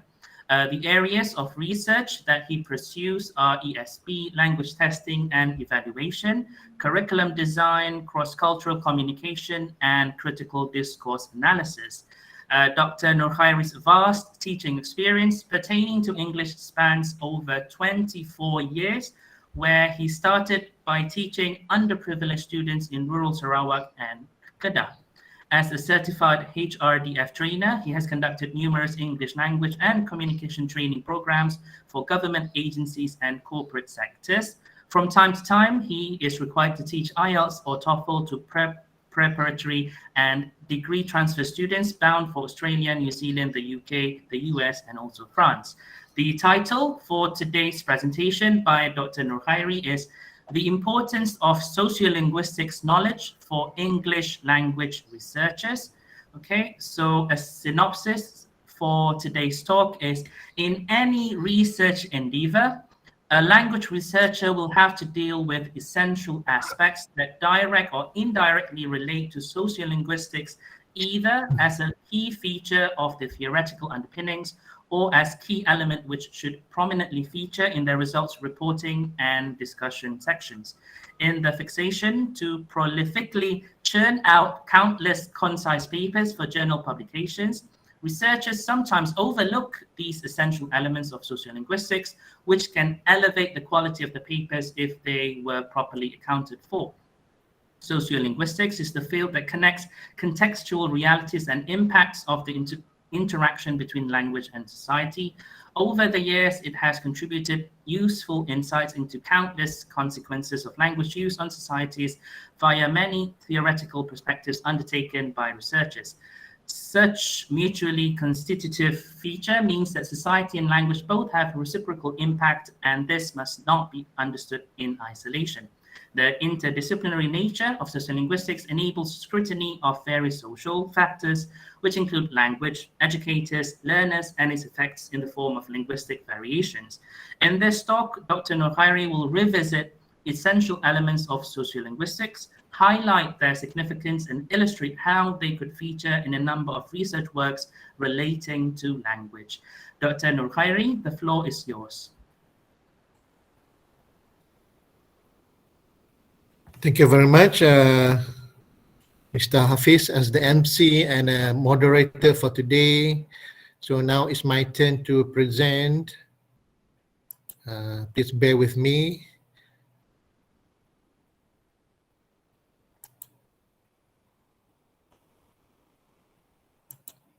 Okay, can you see my screen?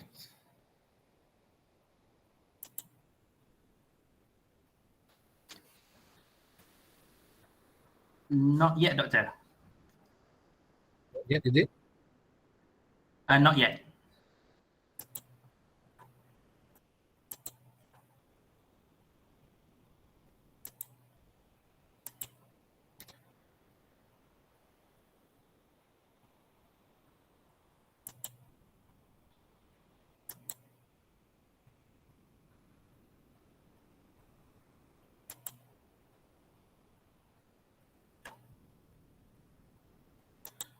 Okay, now I will share my window.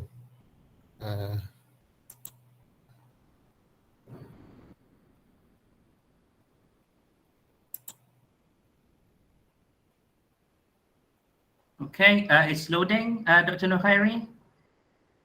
Oh, it's loading, huh? So that means it's an internet. It's a blank. It's a blank screen now.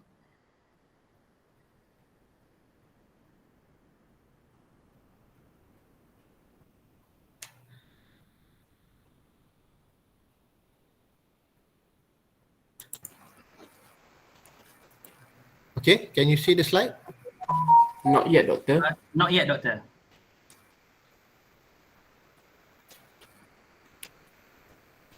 Doctor Nurkhairi, this is sharing screen or sharing tab or window? Okay, I'm sharing the window. Let me try one more time.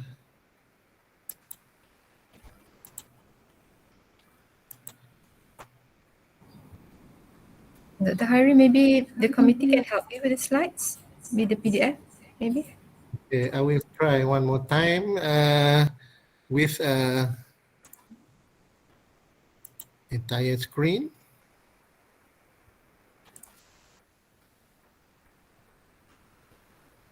Okay, share.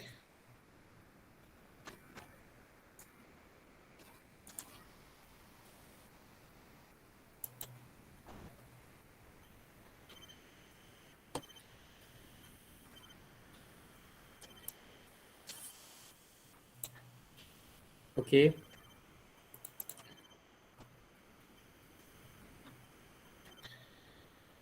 Do you see anything on the screen? Is it a PowerPoint coming out? Yes. Yes. The PowerPoint is loading. All right. So it's not technical problem. It's the internet. Okay, now the PowerPoint is on. Yep, we can see the slide, the importance of sociolinguistics knowledge to researchers. Okay. All right.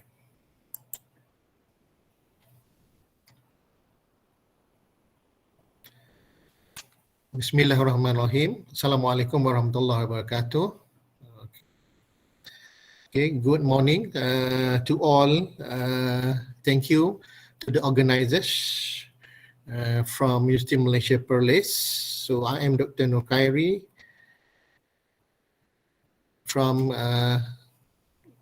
University Kuala Lumpur Malaysian Front Institute. So basically today, I will try to make it simple for all. So the word social linguistic might be daunting for some people after listening, reading the word. Some might leave and do not want to listen to presentation. But believe me, many good research articles rely on the so-called essential theories that were drawn upon from the areas of social linguistics, linguistic anthropology. Okay, here I have a photo here. You can guess who is the guy. You can see this might look like scene from a Tamil film or Hindi film. Okay, so that guy is John J. Gumperz. Okay, among the pioneers, the pioneers. Even if you are doing research on the area of business, politics, or economy, whatever research that involves communicating with people, with certain group of people, interacting, chances are you might be using it consciously or unconsciously, using certain elements aspect under social linguistics. Okay, for example, the aspect of communicative competence. So in a few minutes, I will share certain research papers across fields that have sort of taught on communicative competence. So basically, if we go back to history, these people have toiled, these researchers spend time. For example, Gumperz here, he learned Hindi, the Hindi language, just for the purpose of undertaking this so-called research for this grant. Imagine for this 2-year research grant, so he taught himself and learned from other people the Hindi language so that he could explore certain things. So he went there to India, in Pune, India, and then carried out his research. Okay. So these are among the findings. The way you talk says more about you than mere words could ever speak. So speaking and communicating have become very important. We often listen to employers lamenting that our graduates are not good enough in the communication soft skills department. And probably they know the subject matter. Probably our graduates from UniMAP or from University Kuala Lumpur or from your universities, they know the subject areas. But probably they did not have the communicative competence to understand how interview questions are being posed in other structures, other forms of language structures. Okay. Talk about your background or something. When the interviewer uses different words, different phrases, probably our students were stuck there because of they, number one, were not exposed enough, or they themselves did not make enough effort to venture into these so-called speech communities. So what Gumperz did here to venture into the speech communities of these so-called second language speakers in India. So concluded that the role of communicative skills play has thus been radically altered in our society. So it's becoming more and more in demand, okay? And the ability to manage or adapt to diverse communicative situations has become essential. So that is what we educators and we researchers, even though you are not a teacher or lecturer or a tutor, you are working in certain field and you are conducting research. In conducting research, you have to go and venture into certain speech communities, meet certain group of people, regardless in whatever language. Okay, so you consciously or unconsciously will have to rely on this so-called sociolinguistic competence to be able to effectively interact with people from these specific communities. So in this ICT era, 21st century digital era, then probably we could get our students to go into this speech communities via the so-called online technology, okay, via the YouTube, via the TikTok, and see. So we don't have to travel like Gampers had to do to this specific country, and then interact with people with whom one has no personal acquaintance. Okay, so we want to extract information data from our respondents. So if we are doing something research on business, I know your faculty has a course on international business, course on something entrepreneur, technopreneur thing, and then a modern media communication. So you need to meet people that speak the special registers probably, that uses the special jargon, or even you meet the layman, the kampong people, where you have to alter and adapt your level of language in communicating with them. Okay, to acquire even a small measure of personal and social control, and we have to talk in order to establish our rights and entitlement, to sell ourselves and to land ourselves the job during the job interview, and to get the data for our research. So language and communication are essential part and parcel of educators and researchers' lives. So the importance of socio-linguistic. I've touched a little bit on this, so the question, does your research focus on people, speaker of a language? Definitely. When we do research, we are not engineering so-called researchers where we study on materials and things and phenomenon.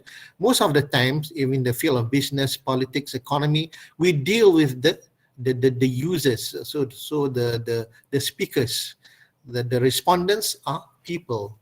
So as a researcher, do you need to communicate with specific people to elicit specific information, speak with clients, speak with, it's in the field of law, judges, lawyers, field of education, speak with ustads, religious teachers, and then speak with business traders, okay, or customers from different background. So these people from different background, if they form a certain community in their particular field, be it their career or their trade or businesses or what they do. Okay, if yes, then all these are directly or indirectly relate to social linguistics, as there are a variety of aspects from social context that come into play. So anything that relates to the speaker and to the respondent, and the respondent come from this specific group, and this specific group exists in a certain context. For example, a group of students at a college, a group of villagers from a village in certain area, or a group of customers in Perlis, a group of tourists from Thailand crossing over into Perlis. So they have certain traits, and they have many contextual elements that relates to them. Okay, so sociolinguistic is interdisciplinary, that I will show later in the field of medicine, in all fields.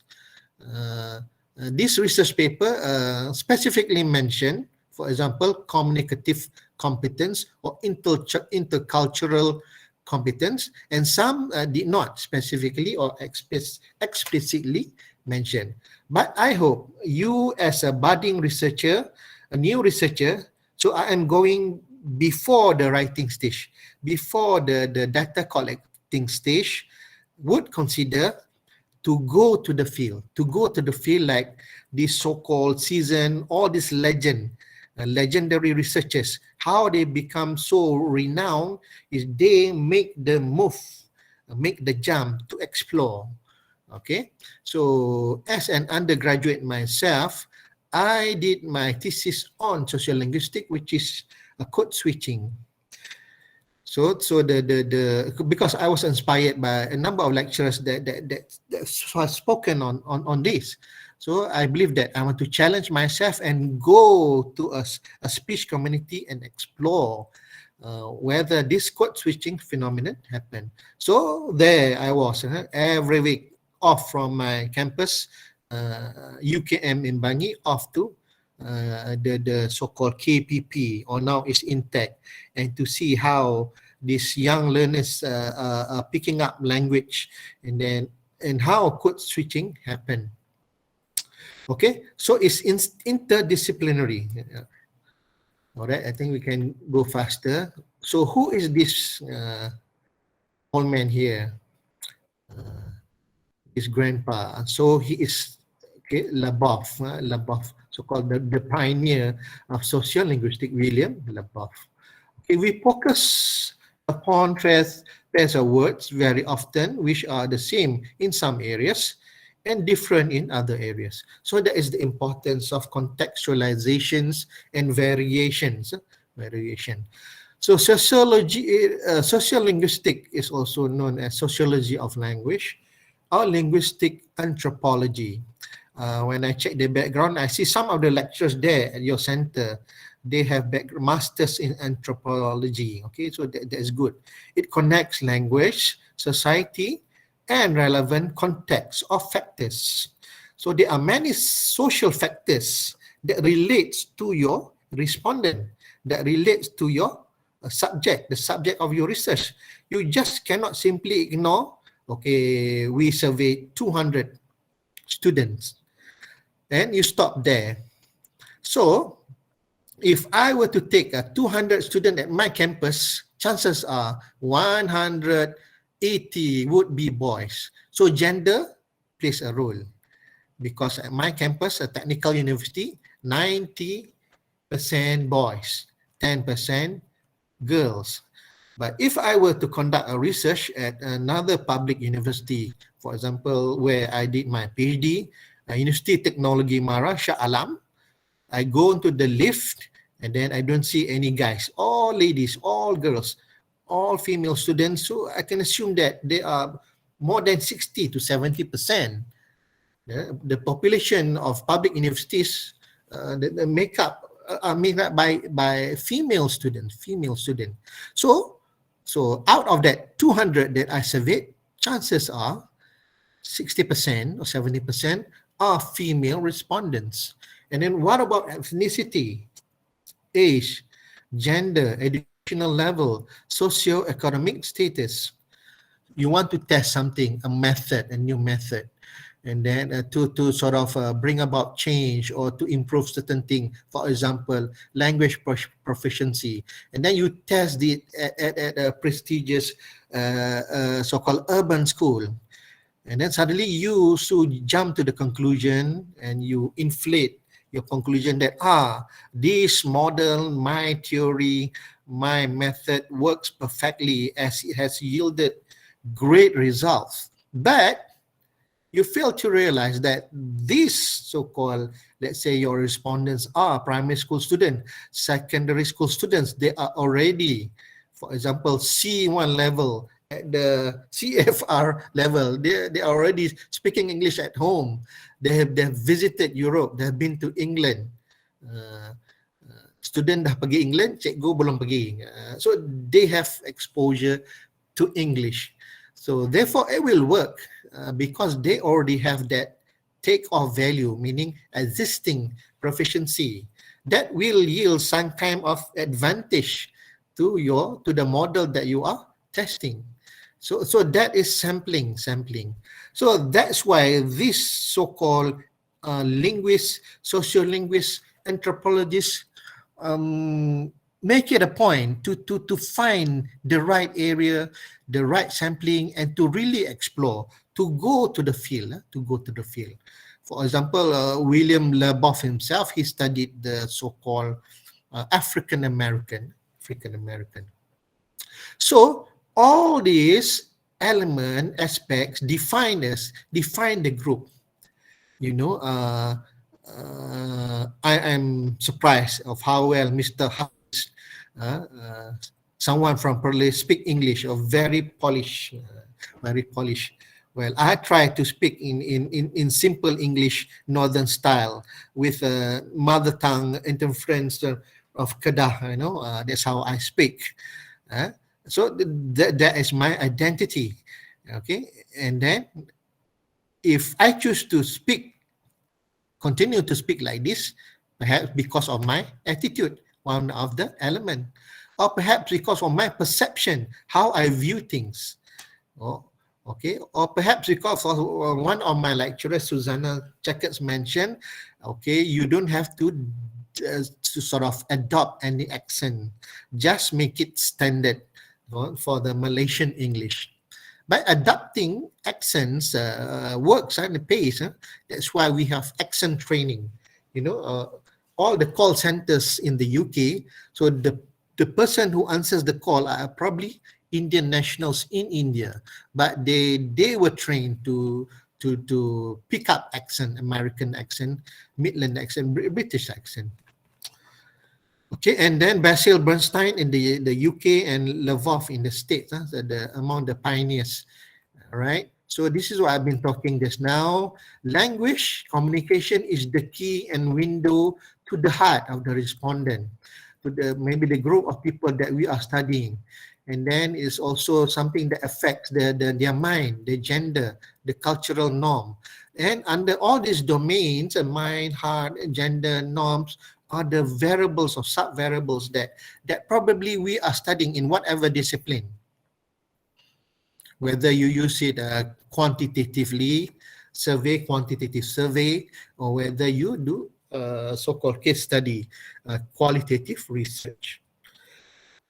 So, socio-linguistic models have given way to the creation of many research design, and have sort of paved way for the development of data elicitation strategies and techniques, and also has helped to develop certain tools. Leboff himself, for example, have this model of personal narrative.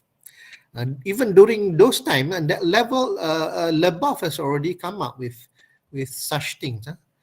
See down there, horizontal there is Leboff's model of personal narratives.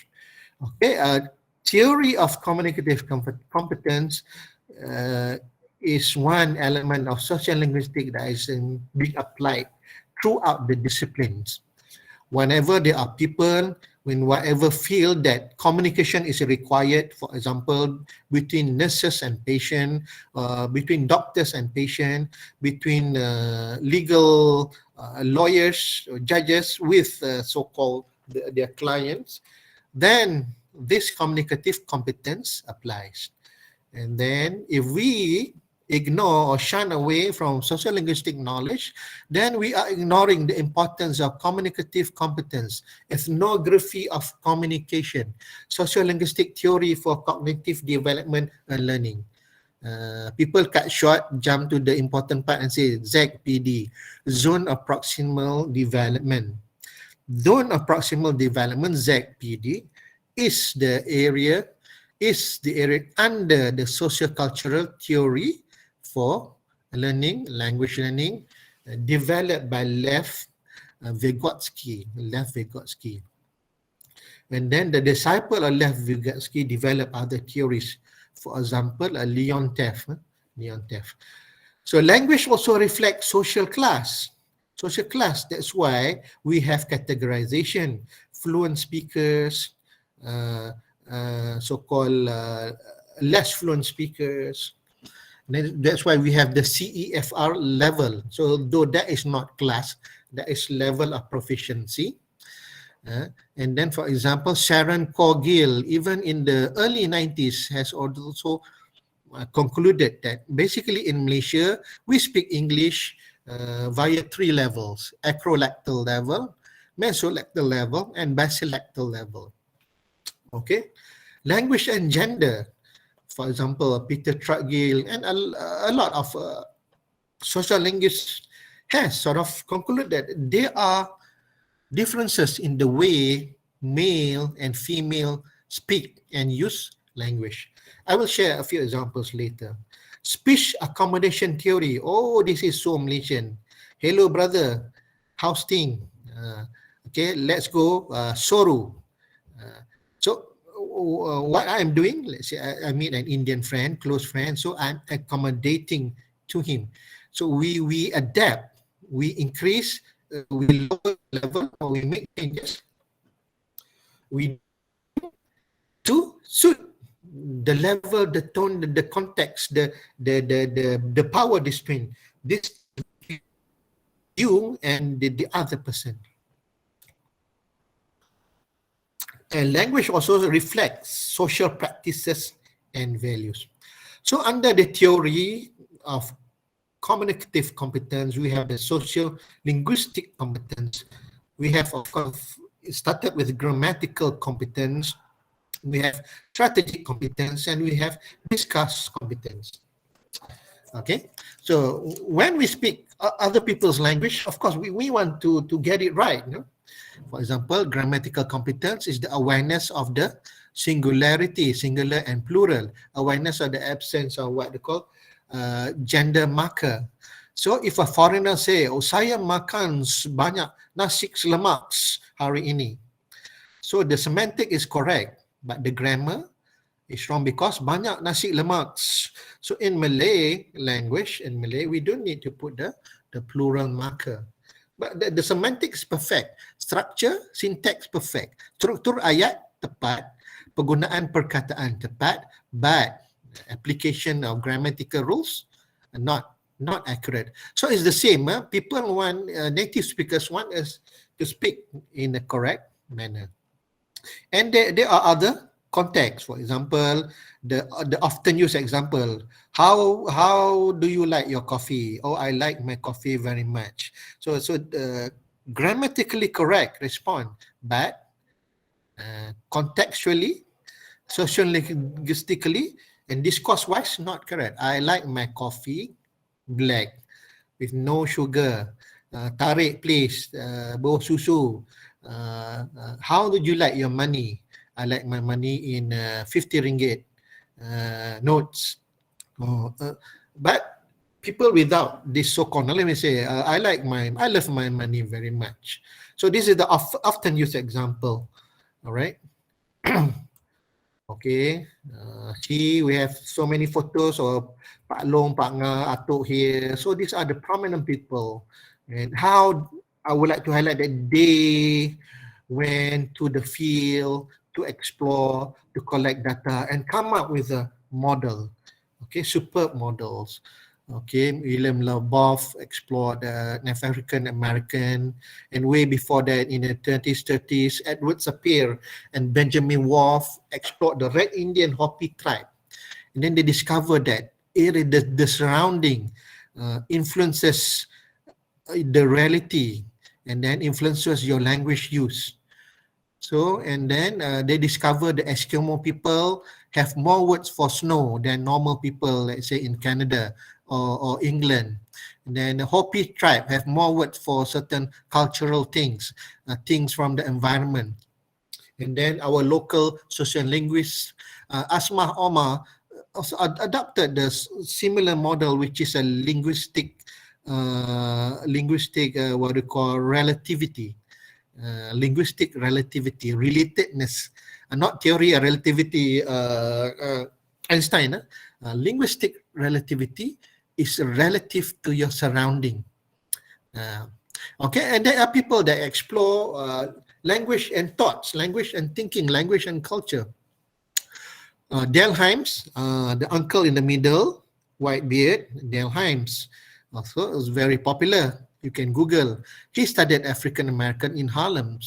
Okay, Delham is the disciple to Gompers, University of Cornell and Berkeley. How they spend and taught themselves and explore this.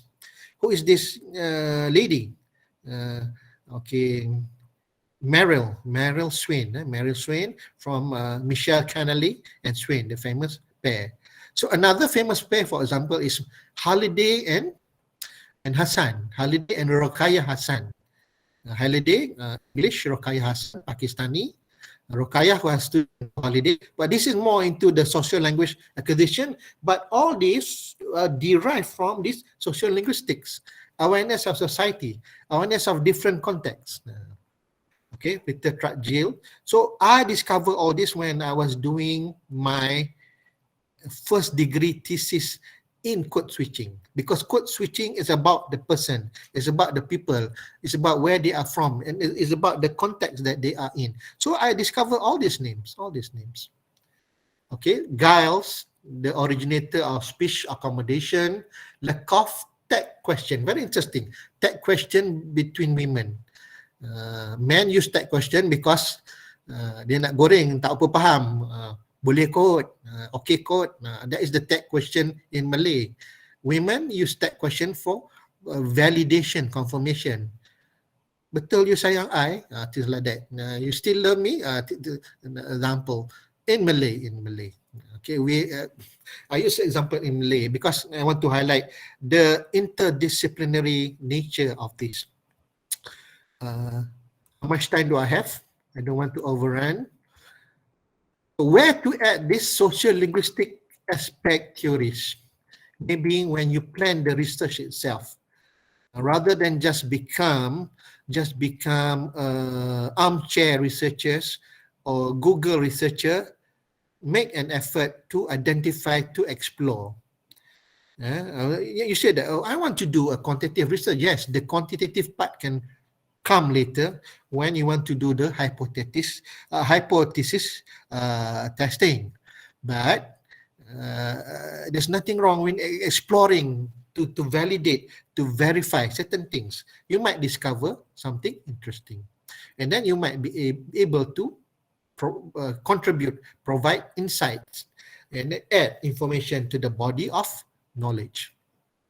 So the statement of the problem will definitely, you can touch on communicative competence. If your respondents, if the subject of your study needs to communicate, needs to interact in whatever field, as a boss, as a manager, as an accountant, if you need to speak to people, to interact to subordinates, to relate to superiors, then you will need communicative competence, and communicative competence comes from social linguistics. Okay, relevant literature you can add, do cross-reference. I will show later. As a theoretical underpinning, it could. Many papers in the medical field, in the field of special children, they rely on this communicative competence and ethnography of communication. And then you can emulate and adopt and adapt certain how these researchers undertake their research and use it as part of your research design. I know there's a GOT, graduate on time, and then they give you a special medal. Oh, you finished this in 2 years, or you finished this in 3 years. But for me, I did my PhD part-time in 7.5 years. I'm holding so many positions. Even as an English lecturer, I'm in charge of the quality assurance for 9 engineering and technology program. And then I become the head of the unit in charge of exchange. I handle about 30 to 40 France, Germany, coming for exchange, and I send students. And then I was in charge during the COVID, 350 students going up for internship from 11 technical program. Still, I make the effort because the supervisor, the campus, the faculty allows me to explore this topic. So why 7 years? 2 years to collect data. I drove down to Parit Raja to collect data, to interview. I drove down to meet Dr. Noli and Malacca, tried to drove up to Perlis, didn't manage, didn't have time. I only stopped at UTP. So I explored via Delphi method, key people and interview how develop English language curriculum, what are the problems that they face. So I interviewed people from 8 universities, and then I narrowed down to 2 universities at case sites, case studies. So I adopted so-called qualitative approach, sense of satisfaction. So maybe for some, GOT is your satisfaction, but for me, insights they provided me with the satisfaction. And because I did this simple study, I got invited to be a keynote speaker. Surprisingly, you know, your PhD open, and then if you do something well, it will open door to you. I did not work in a prestigious university. My university is ranked about 300 plus in Asia, maybe in Malaysia about 15 or 20s. But suddenly, from ResearchGate, somebody from Ukraine, Kiev, found whatever that I wrote interesting. I think I like what you have written. Can you become a keynote speaker for our conference? You see? All right.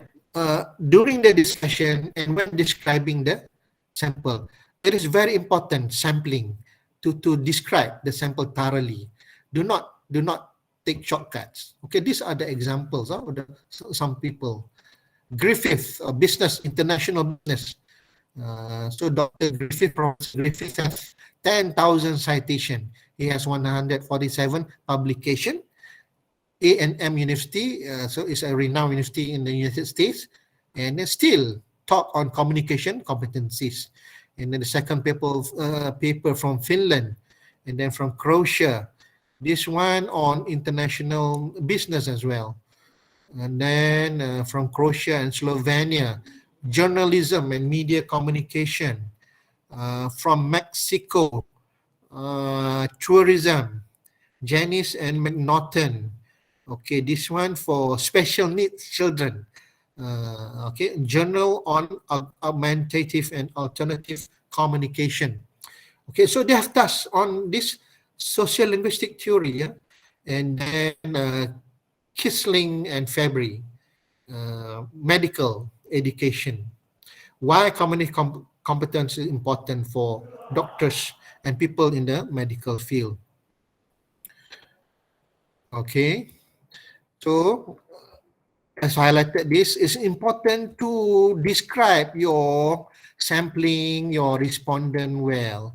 Okay, don't just treat them as so-called test specimen like the engineering people or the lab rat like the medical sciences or whatever, but they are human beings with many dimensions in them which we could explore.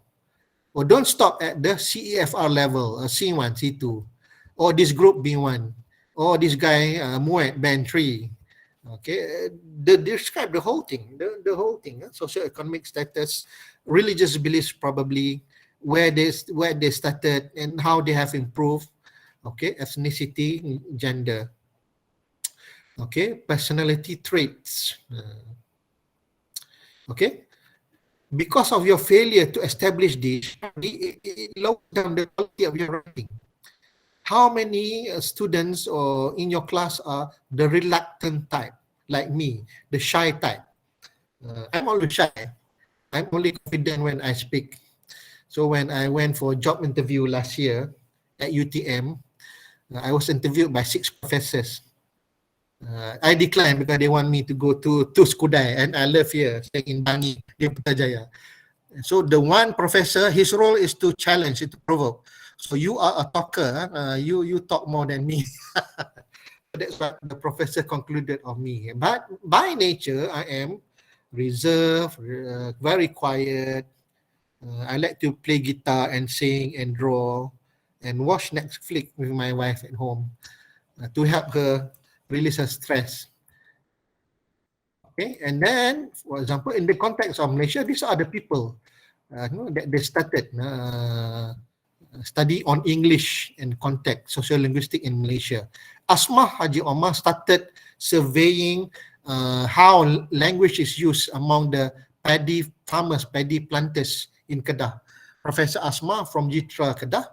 And then for her PhD, he studied the Iban language.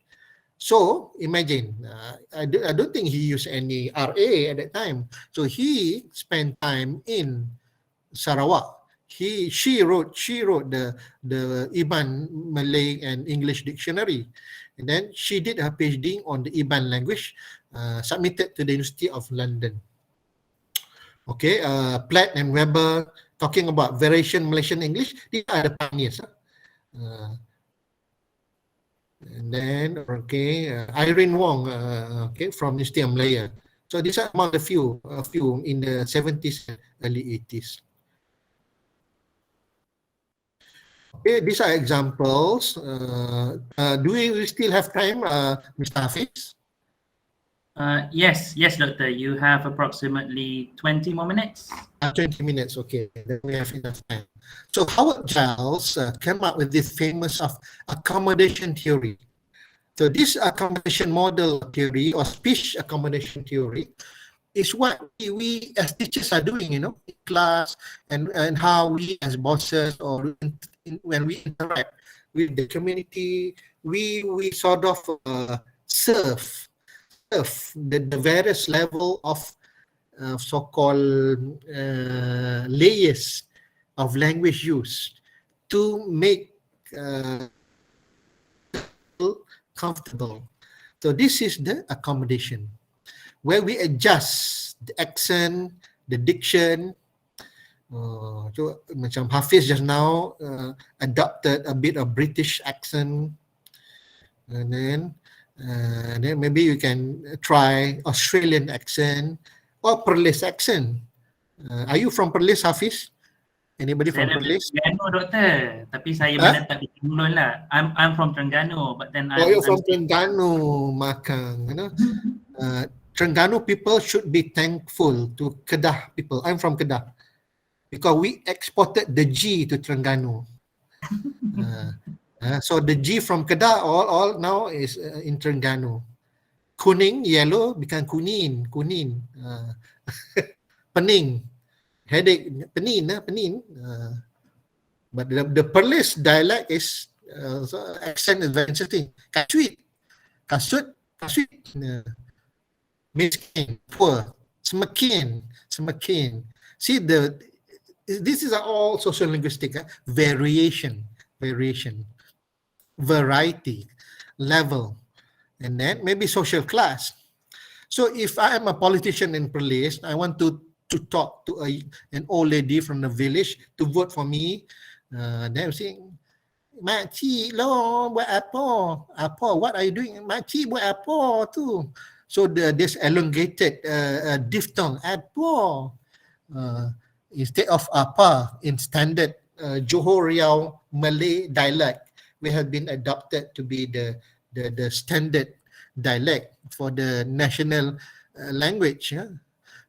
So these are social linguistic. It happened via conversion or diversion. Okay, whether moving out or moving down depends on the other interlocutor, interspeaker, and different on what variety. So if a politician has that social linguistic competence, intercultural, cross-cultural competence, then this politician would be able to reach out to more. So this person will be able to shift from the higher level to the lower level, and for the objective of the communication, the points that you want they want to convey, that they want to deliver home, will be done, will be better achieved. Okay, so this is an interesting theory by Giles. They will not discover all this theory in front of their laptop or typewriter at that time, or in their offices. Only Einstein could do that, working as a patent officer, the picking up, and then all these theories come to his head. But we, language people, educators, lecturers in whatever field, we need to go out and meet people to the field, to the battlefield, to the context, to the within the domain of the profession. All right. Then we will discover certain things. So this is what they discover. Factors leading to accommodation adjustment, which can be through verbal communication or through gestures. Not only verbal, but through body movement and gestures. Okay. The theory also evolved from speech adjustment theory, which demonstrate the value of psychological concept to understand the dynamics of the speech. So when you want to narrow down the power distance, when the sultans want to speak to the subject, to narrow down the power gap distance. Oh dia ni, kayangan sangat, political word, kayangan ni, meaning somebody so cultured, so royal. So they will dress differently. The Sultan of Johor will ride the kapcai motorbike to the village and dress like a commoner, and then from there the communication will be more free and more direct, more explicit, as opposed to him at the palace or the of police at the palace accepting having an audience, even the word audience itself. You know, the Raja, the Crown Prince of Police, my super senior from school. And then some of the old boys visited him. So they started, tuanku, and then halfway, macam mana ni? Tolonglah, you tolonglah. And then from that tuanku and patik, and then suddenly it oils sort of melts into I and you, hang and aku, you know. So because from the Crown Prince, then he has lowered down his level to just buddies from school, from the same school. All right. Look at, we can have Eckert. Okay. Penelope Eckert. Okay. This is interesting. So this is she studied a group of students from two different social class, the middle class and the working class, and then she labeled them in Detroit, America. Okay, the job and the burnouts, and then she discovered that students from this different class speak differently, have different attitude, and then the gender. She discovered a complex relationship between masculinity, the burnout group affiliation, who they make friends to, the urbanness, where they are from. So urbanness meaning now is happening now, urban poverty. Dulu semua orang duduk di Kanga, semua orang yang well off to do lah.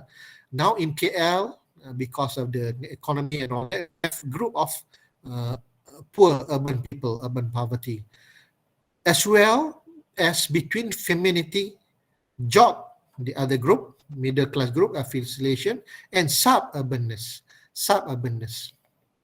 Okay, and then she noted similarities in patterns for male pronunciation and Bernard pronunciation.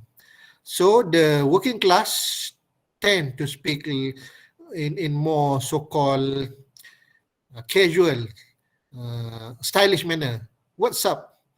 What's going? Instead of going, it becomes going, dropping the G. So that's how they speak, to sound more cool, to sound more prominent. And then the working group described the jocks. Oh, you speak like girls. You speak like your father and mother. That's not cool. So she concluded that people tend to speak more like people whom they share social practices and values. Because the middle class were taught by the parents and in the upbringing, the teachers from the so-called middle class school to speak in certain manner. Tak cool lah to speak in that manner. So the burnout, they created their own so-called subculture that we should speak this way. This is the cool way of speaking. Okay, any question? And anybody asking any question in the chat? I cannot see it. Peter Truggill, language and gender, social values. Women, from his study in the field, discovered that women use high prestige pronunciation as they aim for overt prestige, social class. So this happened because before women were considered as second class. They were not allowed to vote, things like that. They were not allowed to be head of departments and things like that. But slowly, as modernization comes, and then as the British learns from the colony, then they realized that women were accorded higher stature in the colony than in how they treated women themselves in London. Okay, so men use low prestige pronunciation, seeking covert prestige by appearing tough or down to earth. Okay, good. So they are always like being indirect, especially Asian.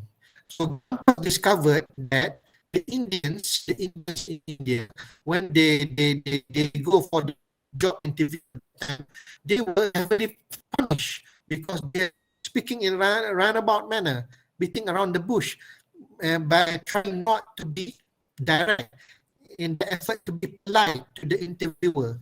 So they were punished because of their culture and socio-linguistic so-called traits of how they speak English. So they were so-called unjustly punished because Western interviewer speakers prefer direct responses, direct communication. Okay, there is a tendency for men to use more vernacular forms, common language dialect, vernacular or bazaar form of language. Okay, let's say soru sapada. Yeah. So that is so-called borrowing from Indian. Okay, Indian language meaning breakfast. An example would be verbs ending in ing, quite similar to what Penelope Eckert discovered. Going, studying, like that. Okay. Trudgill wanted to see whether the speaker dropped the final G and pronounced this as in. All right. So very interesting. But you will only discover this if you go to the field. Okay. Do you recognize these people?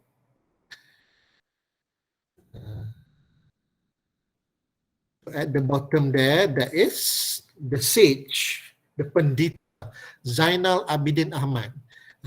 Did you know that he, Za'ba, is trained in English and he worked as a translator, translating the Malay documents, the Jawi documents to English for the British. And so he's a linguist. Therefore, from there, that he adopted the English way of writing the grammar book to write the Malay grammar book, the Nahu Bahasa Melayu.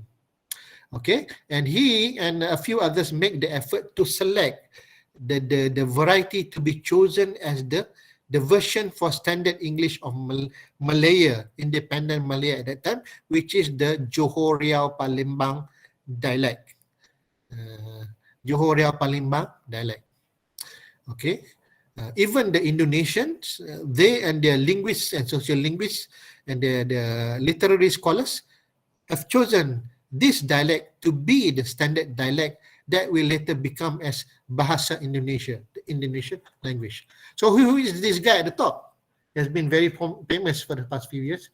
Dr. Muhammad Abdul Khalid, PhD in France, Sciences Po Institution, France. From he studied in Kedah, Sekolah Sains Kedah, and then a degree in US. So he wrote the book, The Colors of Inequality, The Colors of Inequality, and he published on urban poverty, and he wrote papers with a Chinese professor on so-called disadvantage of certain ethnic group in terms of employability. So you can Google all this research. So it is very groundbreaking, the colors of inequality, and it touches on so-called urban poverty. And among the findings is that there is stuntedness, phenomenon of stuntedness, meaning disrupted growth of teenagers staying in flats, low cost flat with small limited room, that they don't have the freedom to sleep conveniently, therefore their growth becomes stunted. So they, all of them adopted the so-called anthropological sociolinguistic approaches element in conducting the study, even though they are economists, Dr. Muhammad Abdul Khalid. And then this is Professor Abdullah Hassan from UPSI. He studied on language policy and he wrote on the morphology of the Malay word. It's the same. They go out to the field, they went to the field and explore many communities, many dialects. Of course, I mentioned just now, Asma Omar. She wrote the linguistic scenery in Malaysia, and the Iban dialect. She wrote the Iban Malay and English dictionary. You know, I think I noticed that we have among our listeners are from Indonesia. So Iban, ibu bapa dosen is the tribe, Dayak tribe in Kalimantan. Kalimantan is the Indonesia part. Sarawak is the Malaysian part in the island of Borneo. Okay, I work there as a teacher in the early part of my career. I teach Iban. I understand Iban language. And then from my analysis, I know that Iban language is a dialect subsumed under the Malay language, Malay dialect. You know, Iban speak like nama berita, merinamik kitai, malah pengajar menua Sarawak. I pay my respect to the teachers of Sarawak, Benua Sarawak state. So the word for state is Benua. So it's a version of Malay dialect. Nama berita, what news? So berita, how are you doing? So it's nama berita news. So there is the Iban address other people. Nama berita. Nama berita is not what is the name of the news, but how are you doing? What's up? Okay, so I understand. I work there as in a rural school. Okay, so these are how prominent researchers sort of invest in the process of exploring and in the process of using certain prominent model and theories to yield good and great findings and to stamp their mark as a prominent researcher. And this insight and finding become useful to so many people. Sorry to interrupt, Doctor. You have 5 more minutes, if that's okay. Okay, so this is my conclusion. Okay, my conclusion. All right. So CODA. What is CODA? CODA is the terminology adapted from field of study, just to demonstrate that I could traverse from different field by using different version of English, standard English. So CODA means the conclusion, the wrap up. Kalau rock and roll music, I play the guitar as well. Is the outro before the ending. The last guitar goreng before the song ends. So it's outro. But for general music, classical music, it's called the coda. Okay, so the conclusion. So social-linguistic knowledge is very important, very significant. If we could develop the competence, meaning we are making ourselves complete as a person, as a leader, a researcher, as an educator, because we have that awareness. We have that so-called, we are able to detect there's a chip in our shoulder that says, this is a different variation context. We are sensitive to context. We are concerned about so-called backgrounds, because all this play a factor in the people, the thinking of people, into how people perceive things and how people would buy the buying of things, how people would open up and share the data that we want as a researcher. All boils down to how we approach them as another interlocutor with the speech act, within the speech community.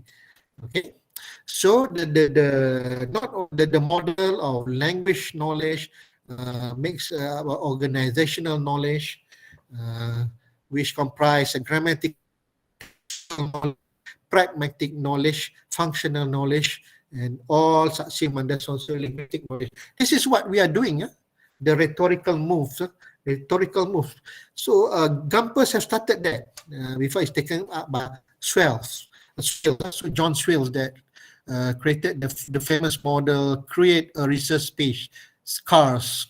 And then if you want to do a critical discourse analysis, then also Gumpers, also Himes, Delheim, also Kernel and Swain. We want to do document analysis, so analysis of communication, speaking, ethnography of speaking. And also you can go down to Malcolm Coulthard, more advanced analysis of text. So you can also analyze documents. These documents are also so-called artifact in this so-called social context. Company report, parliamentary handset, handset, the minutes of the parliament, the curses, whatever the question and answer is called the handset. The judge's ruling, writing, the judge while giving the ruling will write every single thing. So usually it's probably as thick as your thesis, 100 pages thick, the ruling to certain case. So these are different variety of texts that is also subsumed under this umbrella of social linguistics. Okay, the component in the model of social linguistics relate a lot to our routine tasks as educators and researchers. And many social linguistic models have paved the way for the development of research design and development of research tools. Okay, so and as well as data elicitation strategies and even data analysis. So with that, I end my presentation and welcome if you have any question or comment. And then of course, I will share the slide. And if you want the paper from the field of business just now, I can share as well after this. Okay, back to you, Mr. MC and moderator. Thank you very much. Okay, thank you very much, Dr. Nokhairi, for the enlightening presentation. Okay, I'm sure everyone is waiting for my comparison. Okay, so previously we had Meredith from Gray's Anatomy for Dr. Norley. For Dr. Suhaida, we had Nigel and Lawson. For Dr. Nokhairi, I think the icon which I could relate to deeply is Sir Ian McKellen. Why do I say Sir Ian McKellen, the actor, Gandalf in Lord of the Rings? I like Ian McKellen. It's because I'm Grey, Gandalf the Grey. And that too. It's because how well Dr. Nokhairi has made a point that even though we as academics, we are churning out papers, churning out articles in written form, behind those names, behind those words are actual human beings. So Dr. Nokhairi has put out many photos. These are real people, real authors. Okay, so whenever we're reading as young academics, even though you're reading text, you're actually reading people's lives or actual people who has written on them. So it's from the abstract to the reality. And I put down here how Sir Ian McKellen, so rather than you're reading a book, you're actually looking at him acting in a movie and such. For sociolinguistics, it's a very dear topic to me as well, Dr. Nokhairi. I'm actually researching on the Orang Asli community. So it's a very it's a very close topic dear to my heart. Okay, so thank you very much, Dr. Nokhairi. I'm sure everyone has got some burning questions in mind after hearing the 3 interesting talks. Okay, I will now open the floor for the Q&A session. So in the chat box, you may write a question or raise your hand by clicking the raise hand icon on your screen. You should see like an up button. If you're using your phone or your laptop, there's like an up, not an up button, but then like the hand button. Okay. Yep, that one, that button. Okay, so we'll first start. Can I answer the question? Yes, yes. Okay. May I? Shall I read out loud the question, Dr. Nokhairi? I think I can read it here from the chat. Okay, good. The Okay, question good. from Cik Liana. I think Cik Liana is from your center, I think. And the name sounds familiar. Cik Liana binti Ahmad Afib. Probably from Perlis as well. I'm interested to know, how long do you think a researcher can best blend themselves? How long depends on the objectives and aim of your research. And then let's say, in my case, I spent 2 years. 2 years to elicit, to explore, to pilot the instrument, and then to survey the waters, see whether it's deep or it's not. So towards plus the data verification. So when I did my qualitative research, you have to do the data verification, starting with member checking, starting with transcribing, showing back to the respondent. Did you say this actually? And then they verify. Yes. Okay. And then the inter-rater validation of the data. When you do the coding, you come up with your own set of codes, and then you get an inter-rater independent person to verify, okay, your categorization is accurate, or this part is not so accurate. So the first answer is, number one, depend on your objectives and what you wish to seek to explore. Number two, is based on the saturation of the responses. If you happen to be in a community where they are so welcoming, they are your patlong, partner, old flame, girlfriend lama, semua dia somewhere guru besar. So it's easier. Either they shun you away, tak nak cakap, merajuk, or they open, oh, so nice to see. So it depends. So it's your responsibility to approach with all the social linguistic competence, intercultural, cross-cultural competence, particularly when, let's say, Hafiz, you are talking about orang asli people. I've met a researcher, I think she's at UiTM Sungai Petani, UiTM Kedah. She did a lot of studies on the Semalai people in Perak. She won many innovation, the orang asli stories, orang asli videos, in the product, language product. So, one trait of the orang asli, they are very honest and straightforward. You say, doctor, boring, boring. They will say, boring. I'm tired now. Okay, that means it's over. The conversation is over. I'm off to work now. They can end conversation abruptly because they are very honest and straightforward. That is the trait of among the traits of the orang asli. So when you are aware of this, you can plan strategies. If you have plan A, B, and C, and good strategies to interact with the so-called the respondent, the subject, then you could achieve your goal faster. But if you approach with so many hiccups, probably you have to do and redo. You don't have plan A or plan B. But whatever it is, explore with an open mind. Explore with open mind. Heighten your senses. Don't assume, oh ni macam ni kot, boleh kot, tak boleh kot. Never ever assume. We as researchers must adopt an objective, professional outlook attitude. Oh ni member aku ni, oh ni be professional, see. Because we want to explore the dimension, their thinking, their beliefs, their reaction, their contextualization and all that. So that's my answer to you, Cik Liana. Thank you.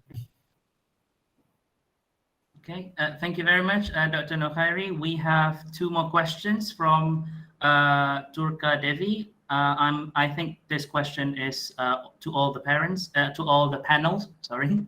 So question one, what is your advice on presenting an incomplete dissertation on recruitment status, incomplete thesis on recruitment status, study at an academic conference? So I think this question is can be answered to any of the panels. Dr. Suhaida, Dr. Norli, or Dr. Nukhairi, would you like to answer the first question? Okay, Norli and Suhaida. So what is your advice on presenting an incomplete dissertation or thesis at an academic conference? I think Dr. Suhaida has touched on this. Yeah. Okay, all right. Thank you for the question. My first question back to you. Has you passed your PD? If you has passed your PD, then you are on the right track. And when you talk about Mbak Devi, yeah, PD, proposal defense. Mbak Devi from Indonesia, I think. Oh, okay. Proposal defense. If you have passed your proposal defense stage, then it shows that you are on the right track. And when you talk about incomplete dissertation or incomplete thesis, I'm not sure what is meant by this. Are you in the process of collecting data, or are you have collected half of your data and you want to write and publish on that? Or are you talking about writing and publishing your pilot study data? So a lot of things can be related to this term of incomplete dissertation and incomplete thesis. Yeah? But my advice is, again, check with your supervisor, because at this stage, when you are at the stage of being a young researcher or novice researcher,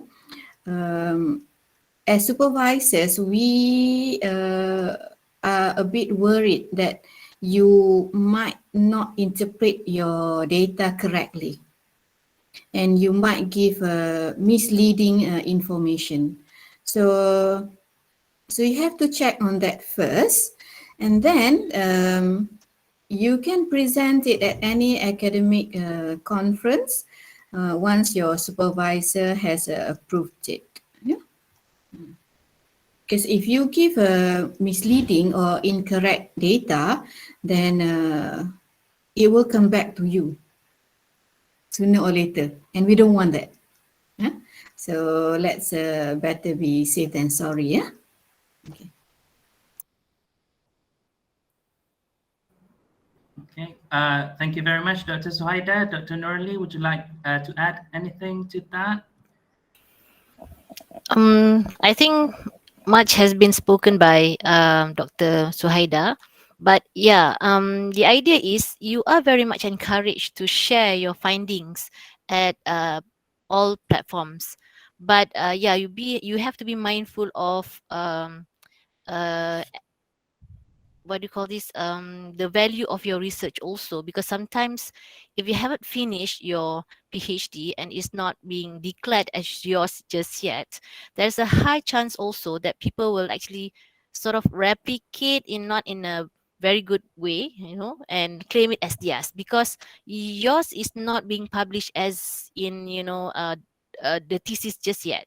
So be very careful. Yeah, I do agree with Dr. Suhaida that you always have to refer to your supervisors, so that they can actually guide you on what are the things that you can share in your presentations and in your articles.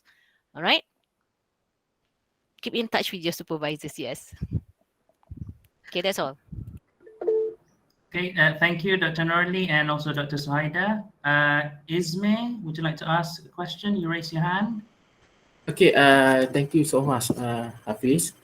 Okay, I would like to ask this question to Dr. Nukhairi. First of all, I would like to ask quite a different question, not so much on academic research writing. Since Dr. Khairi brought up the topic of social linguistics, I would like to ask something regarding language. Now, as we know, language is a part of culture, and culture has went through a great test of time. It has been influenced by a lot of things. It has been infused and diffused with a lot of things. Now, some of the language is actually extinct. I used to, some of the scholars such as Professor Wade Davis, he's an anthropologist and also ethnobotanist. He mentioned that half of the language during we are born and we still live perhaps for another 20 or 30 years, half of the language has already been extinct, yes, spoken by anyone. Right. Okay. Yeah. So the nature of language itself, is it destined to extinct, for example? Because some of the language are not spoken, even though they used to be such as what we call a lingua franca. Latin, for example, now spoken by the Roman Empire. Now Roman control, let's say, 2/3 of the world, 2/3 of the known world during that time. People live and die under the Roman rule. And now Latin, who nobody speak Latin except for they want to name some fancy animal, some fancy plant, or maybe they pray in Christianity in Latin, but everyday use nobody spoke Latin anymore.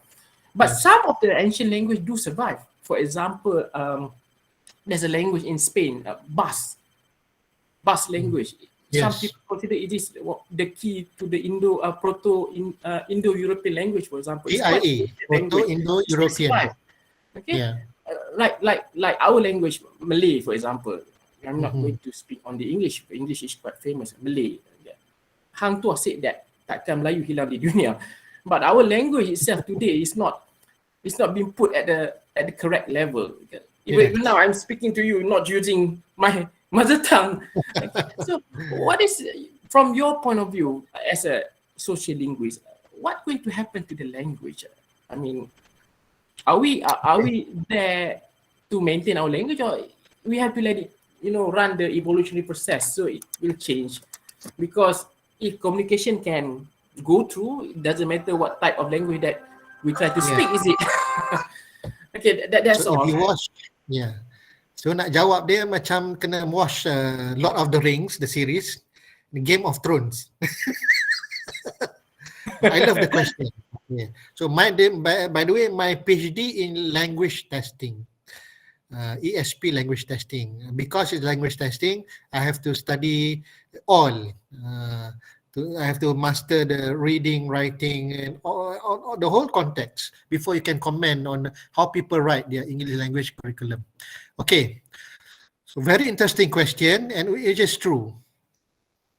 In the 1980s, in the United Kingdom, 80% of peoples in Wales could speak Welsh, Cymru language. Wales ni next to England lah, before Ireland, across the channel, and Scotland at the top. But now in the 20th century, only 20% of the Welsh population could understand and are actively speaking the Welsh language. So why is that so? This is what we call caused by number one, policy, and number two, linguistic colonization, imperialism, linguistic imperialism. Okay, we don't need to go far. Mr. Isman mentioned that we are losing speakers of Malay because of the so-called very demanding tasks required for English. Just go over across, go to the other side. Because of the Sino-British Treaty with Thailand, 1909, Bangkok Treaty 1909. All the Malay states at the north were given over to Thailand. And what happened to our brothers and sisters there who are Malays? You go as far as Walaila in Nakhon Sitamarat. There's a kampung Kedah. There's ramai orang Kedah there. So the so-called Minister of Foreign Affairs Thailand, Surin Pitsuwan. So his actual name is Abdul Halim. The Malay name. Dia adalah sekolah Tahfiz Science Technology, more advanced than us, more advanced than Perlis Kedah. But he raced through the so-called Thai educational system as a Malay Muslim. He's still a Malay, but that with a Thai name, Suring Pitsuan. So dia kata, nama saya Abdul Halim. That's my real name. So that is what we call linguistic imperialism, and through this imperialism, that is a policy. So this is a physical imperialism. Okay. And then policy-wise, in Malaysia, for example, we have the indigenous language, bahasa orang asli, but it's not being formalized into so-called formal curriculum. The people in Sabah, the Kadazan Dusun, they sort of formalize the so-called Kadazan language, where you can learn at school and sit for SPM examination. So is Iban language. So I'm back in Sarawak. I was the head of language department. I'm also in charge of this Iban language teachers as well. So Iban language. Bahasa Iban ni, markah dia guna mark, M-A-R-K. 10 mark. They borrow the word mark from English. Orang Iban ni lagi ramai jumpa orang putih throughout their lives. They meet more Westerners. Because all sorts of Westerners venture into their territory to do research, to collect, tak tahulah, plants, whatever, botany, nak buat ubat ke apa, to collect animal. Bila one Indian teacher arrive at that rural school, dia tengok, oh macam ni ke rupanya orang India. They rarely seen people from India. Sir, it's different lah, dalam cerita Hindustan lain lah rupa dia. Yeah, this my friend is a Tamil. She's a Tamil. The one that you watch, the Hindustan. So back to your answering your question. Yes, without a good policy, without a good effort by the so-called activists, language activists, many languages will die. For example, before Latin, 1,000 years before Latin, Sanskrit was the language of knowledge in this part of the world, Sanskrit. So Malay language is the anak cucu cicit pure of the Sanskrit language. English, French language, Francais, Spanish are the cucu cicit of the Romance languages. Romance language. Bahasa Perancis ada cucu cicit bahasa Latin, bahasa Itali, bahasa Perancis, bahasa Portugese, they belong to the same family. And then when the William Conqueror of Normandy conquer England, first Julius Caesar conquer England, so Latin words go into. So Latin word remains in the English language for prestige. For prestige, when you are able to write paper or a report and you insert certain Latin, that means show of you are showing your learnedness, betul. Oh, ini writer ni dia tahu ni bahasa Latin. Decorum okay, dulce decorum okay, it's not a nice and becoming to die from one country. Fiat sapienta virtus. Fiat sapienta virtus. Sapienta, human beings. Virtus, virtue. Fiat. No value, normal value. So that is a Latin language. And then there's also an influence of French language. From French, the Normans conquered England. Perkataan like, for example, rendezvous, queen, itu semua dari bahasa Perancis. Dulu orang cakap kewin. And then they did the queen. Keni. Dulu English, in medieval English, they say keni. They say knee. Oh, I had my knee. Somebody tackled me during the football match. My knee is dislocated. Before they say knee. So they are growth. As long as it is a growth, expansion, it is okay. But if it is extinction, yes, many variation has extinct. Many dialects, probably Perlis dialect. The empire of Langka Suka crossed from Kedah to the other side. To Songkla there. Then we share the same word, Kedah and Kelantan, tonyo. To press something and to squeeze it, tonyo. So the first Kelantanese girl I met at college, tonyo. Why you tonyo? Oh, you Kelantan say tonyo also.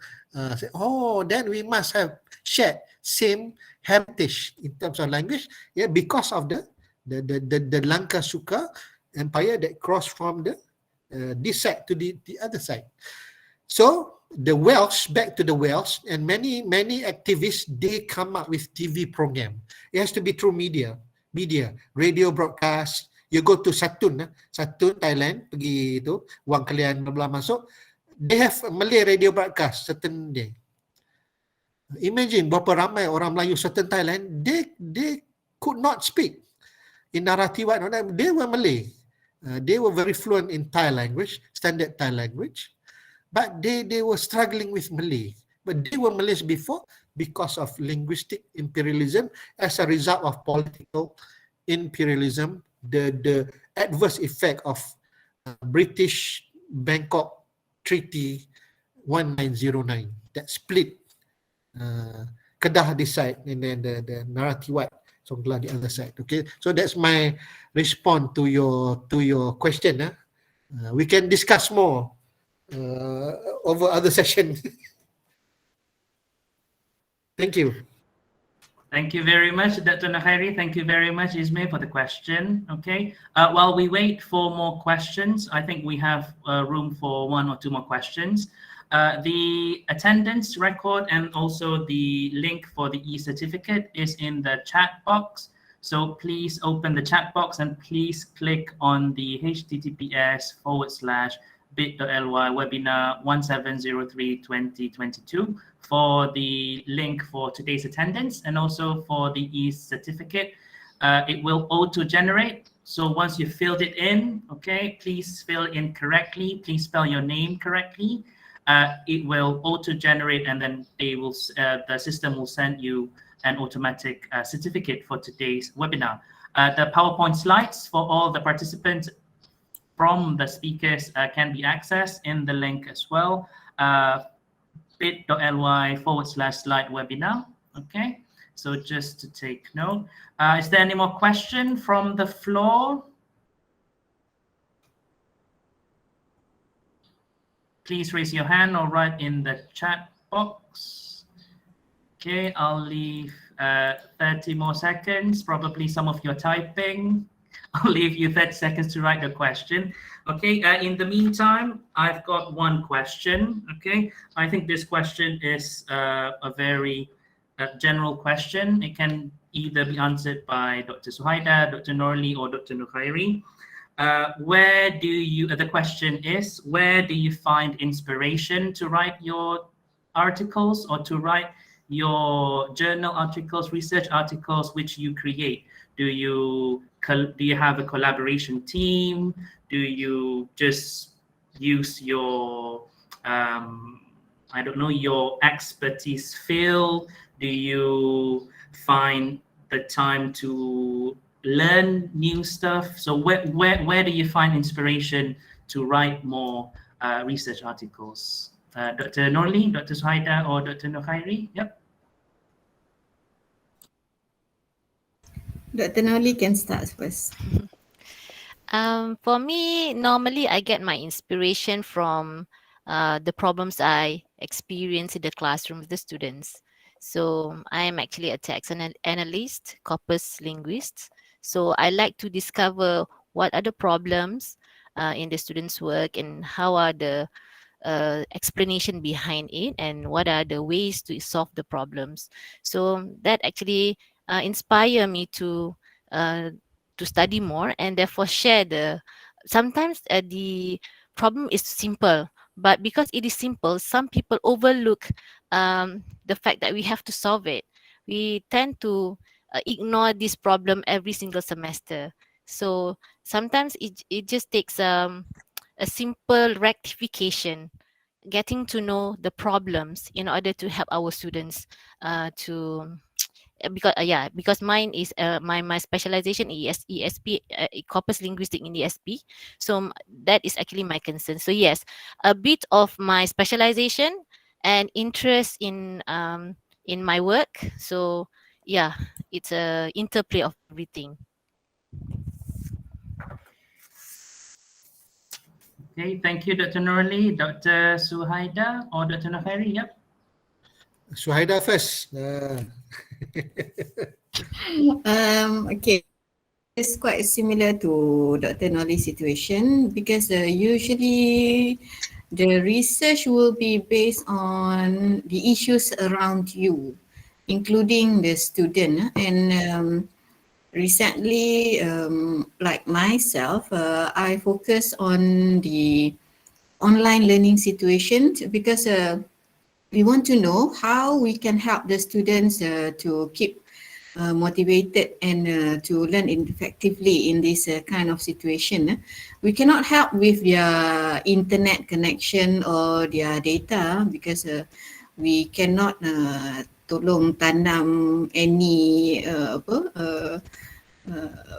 itulah yang untuk internet connection kan dekat kampung kan. So those would be the things that I'm looking into. But when I was doing my doctorate, I started with presenting and publishing my pilot study because you are into your area and it's only one area kan. So for doctorate level, you go deeper into the situation. So it's just only one area. So rather than thinking about solving the world's problem, so as postgraduate students, perhaps you want to focus on solidifying your research area first. And then if you are not the PhD students anymore, you have graduated. So yeah, gather some friends or colleagues who are interested in the same area.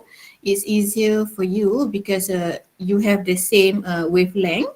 Okay, thinking of what to do and what to write, and also delegating the task because you are not supposed to write a Q1 article, for example, on your own. It's very taxing. You need support from your colleagues. But choose people who can work because you have best friends who cannot work. So choose people who can work even though they are not your best friend. Yeah? Jangan sampai, kawan punya pasal, include lah in my team, but in the end you have to write on their part. Jangan. Okay, you have a long way to go as a researcher, as an academic, so you need to strategize as well. Yeah. Okay. Dr. Harry, continue. Okay, I'm a pragmatic person, so I love to explore. So I taught myself engineering. I explore engineering, medical, and then so how I resorted to pursue that field. I started in social linguistics. So I know this is very interesting. But as I become a teacher at school, then I realized that I need to pursue more practical things. So that practical thing lies in teaching and learning. So I resorted to the area paid least attention to, which is assessment, language assessment and testing. If you look at the curriculum and training for many universities in Malaysia, they have general assessment, general testing. But specifically for language testing, we don't have, even in Malaysia, they are retired. So when on the day of the Viva, with the butterflies and everything, I reached early, just to relate a story. Reached early to Shah Alam to avoid the morning rush to work. And then semayang duha. Biar hari tak Viva, tak semayang pun duha. Confession. Then the surau door is locked. So the dean is my supervisor. Yeah, pray in my office. So I pray. And then after praying, still butterfly in stomach. Nak terberak, nak apa, everything. In the toilet, I met an old friend, Dean of Language Academy for UTM. Doktor, buat apa sini? Meeting ke? Then he said, no, I'm here for a Viva. I'm the one. Viva is mine. Hey, you are Khairi ke? I remember. He remembers Harry only. Or Khairi Ahmad, he forgot. We have not met for many years. So, the external reader for Malaysia is an acquaintance. Sebab tu berlakon macam tak kenal lah. During the Viva. Another external reader overseas is from American University of Cairo. Okay. Etta Jabril, you can Google. He has books on language testing and culture and emotion and attitude. Okay, so something practical. Then I find this very satisfying. Of course, I could answer, or my wife forced me to do PhD, or my mom forced me. That could be the answer as well. But maybe whatever it is, my advice, find something that not a shortcut, something that can give you satisfaction. Personal satisfaction, because PhD is a lonely journey. I was the only one doing language testing for the whole of the 7 years. Tak ada orang lain buat. I'm the only one pursuing this field. So when I do paper, of course, the citation is low because people are not. But itulah saya cerita, God open doors. Somebody in Ukraine like it. Somebody in another country like it. So I'm now a curriculum advisor for Indonesia. I'm being invited to review the curriculum because they like what I have written. Tak canggih pun. So after I completed the raw data everything, terjah pergi UTM. You know UTM has many language expert. Pergi conference dia, present, blah blah blah blah blah, and I got best paper among the 7 best paper in different genre. And then UTM sent to Scopus. So that's how I got my first Scopus Q3 sent by UTM by 1,000. Then I got a scientific university cover balik 1,000. So you see, sometimes when you venture into the road not taken, Robert Frost, a few other doors will open to you. Walaupun it's a lonely journey. You don't meet so many people, tapi there will be doors opening to you lah. Citation low, orang tak baca testing paper, kata ini kayangan punya ni paper. No, but it's very significant and important. So that's my response. Thank you. Can I add something to whatever Dr. Hairi is saying? Yes, boleh. Okay, yes, I do agree. The fact that we need to instill in our staff the fact that we are not writing to be cited, even though that is the requirement professionally. But as a researcher, we want our findings, our research to be shared. Sometimes, as I said just now, it might be something very little in terms of knowledge and contribution, but it is still considered as a contribution. I love to read something that is very familiar to me, and regardless whether they are being cited or not. But whenever I read something that is very close to me, very familiar to me, I keep on reading until the end of the article. So, and even though the finding might be little, but good to know that sometimes we are sharing the same situation, problems, and therefore perhaps we can apply the same solution. So yeah, I think keep on writing, be inspired by things around you, and then citation is number 2 actually, or even number 10. All right, okay, that's all. Okay, thank you very much, Dr. Norli, Dr. Khairi. Okay, I think Dr. Khairi's point is very, very valid. I'm doing work on the orang asli in Baling, so in Kedah. In Baling, there's actually orang asli. So belakang kampung pun macam ada orang asli rupanya. Even in my hometown, Besut, there is orang asli of batik. So macam, as Dr. Norli has mentioned, if you open your eyes and be aware of the surrounding, and as Dr. Suhaid has mentioned, find people who you can work with, not people who you work with, if that makes sense. I think that would really help in the progress. Okay, so last. Before I forgot, to add, since you mentioned, to Izmir and to Hafiz and to others who this applies, Baling area has a language that is extinct, is becoming extinct. Reman language from the Reman kingdom.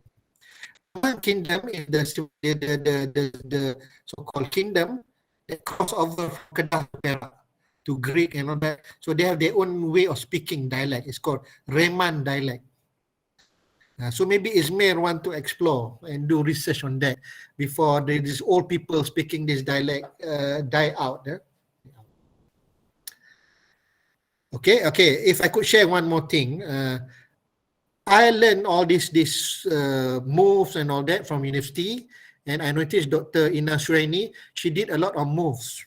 So I co-wrote, and then I helped, and then I applied these rhetorical moves by Swales and by others, and I joined the chemical engineering group to write a paper. So normally when they send for Q1, it will take about 3 months, 6 months, to and fro. But when I apply the rhetorical moves in writing it together with them, it only took us about 2 months. 2 months to be accepted. Then the comment, okay, very little grammar structure, blah, blah, blah, blah. Very little on that. And then it has been published, so we have to pay 8,000 ringgit, 8,000 via MDPI, a chemical engineering paper. But I co-wrote I wrote it. I applied the rhetorical moves.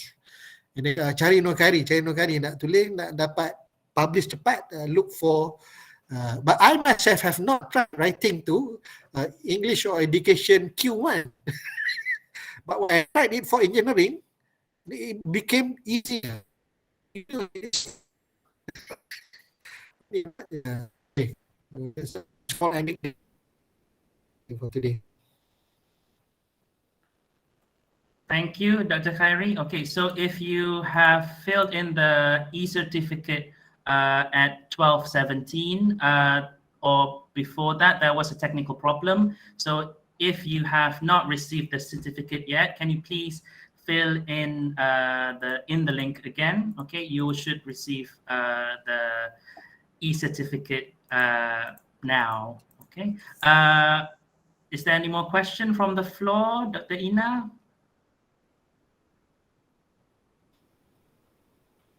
Dr. Ina? Okay. Any question?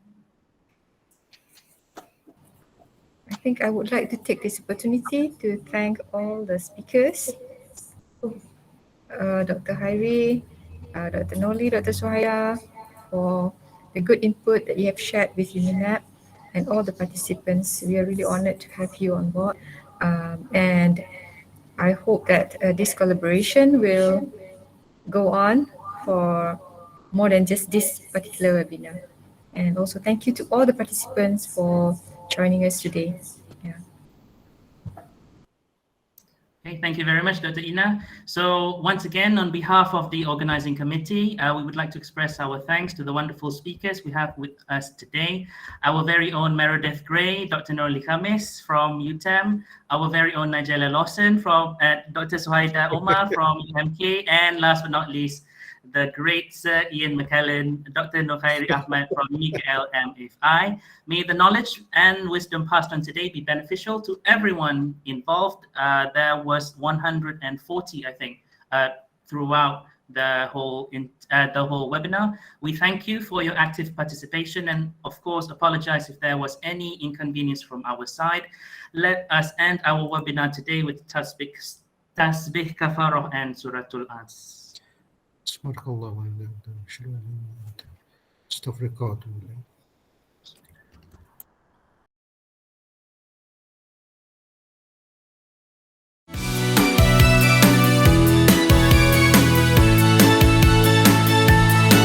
Dua dekad kita bersama membangun misi visi, membina melestari universiti kita.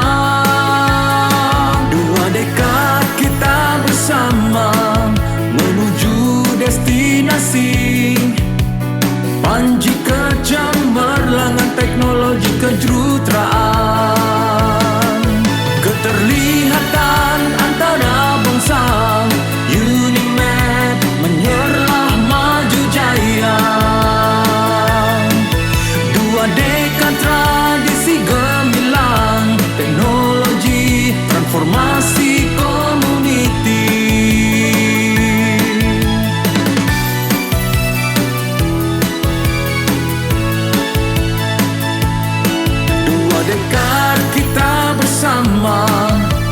membangun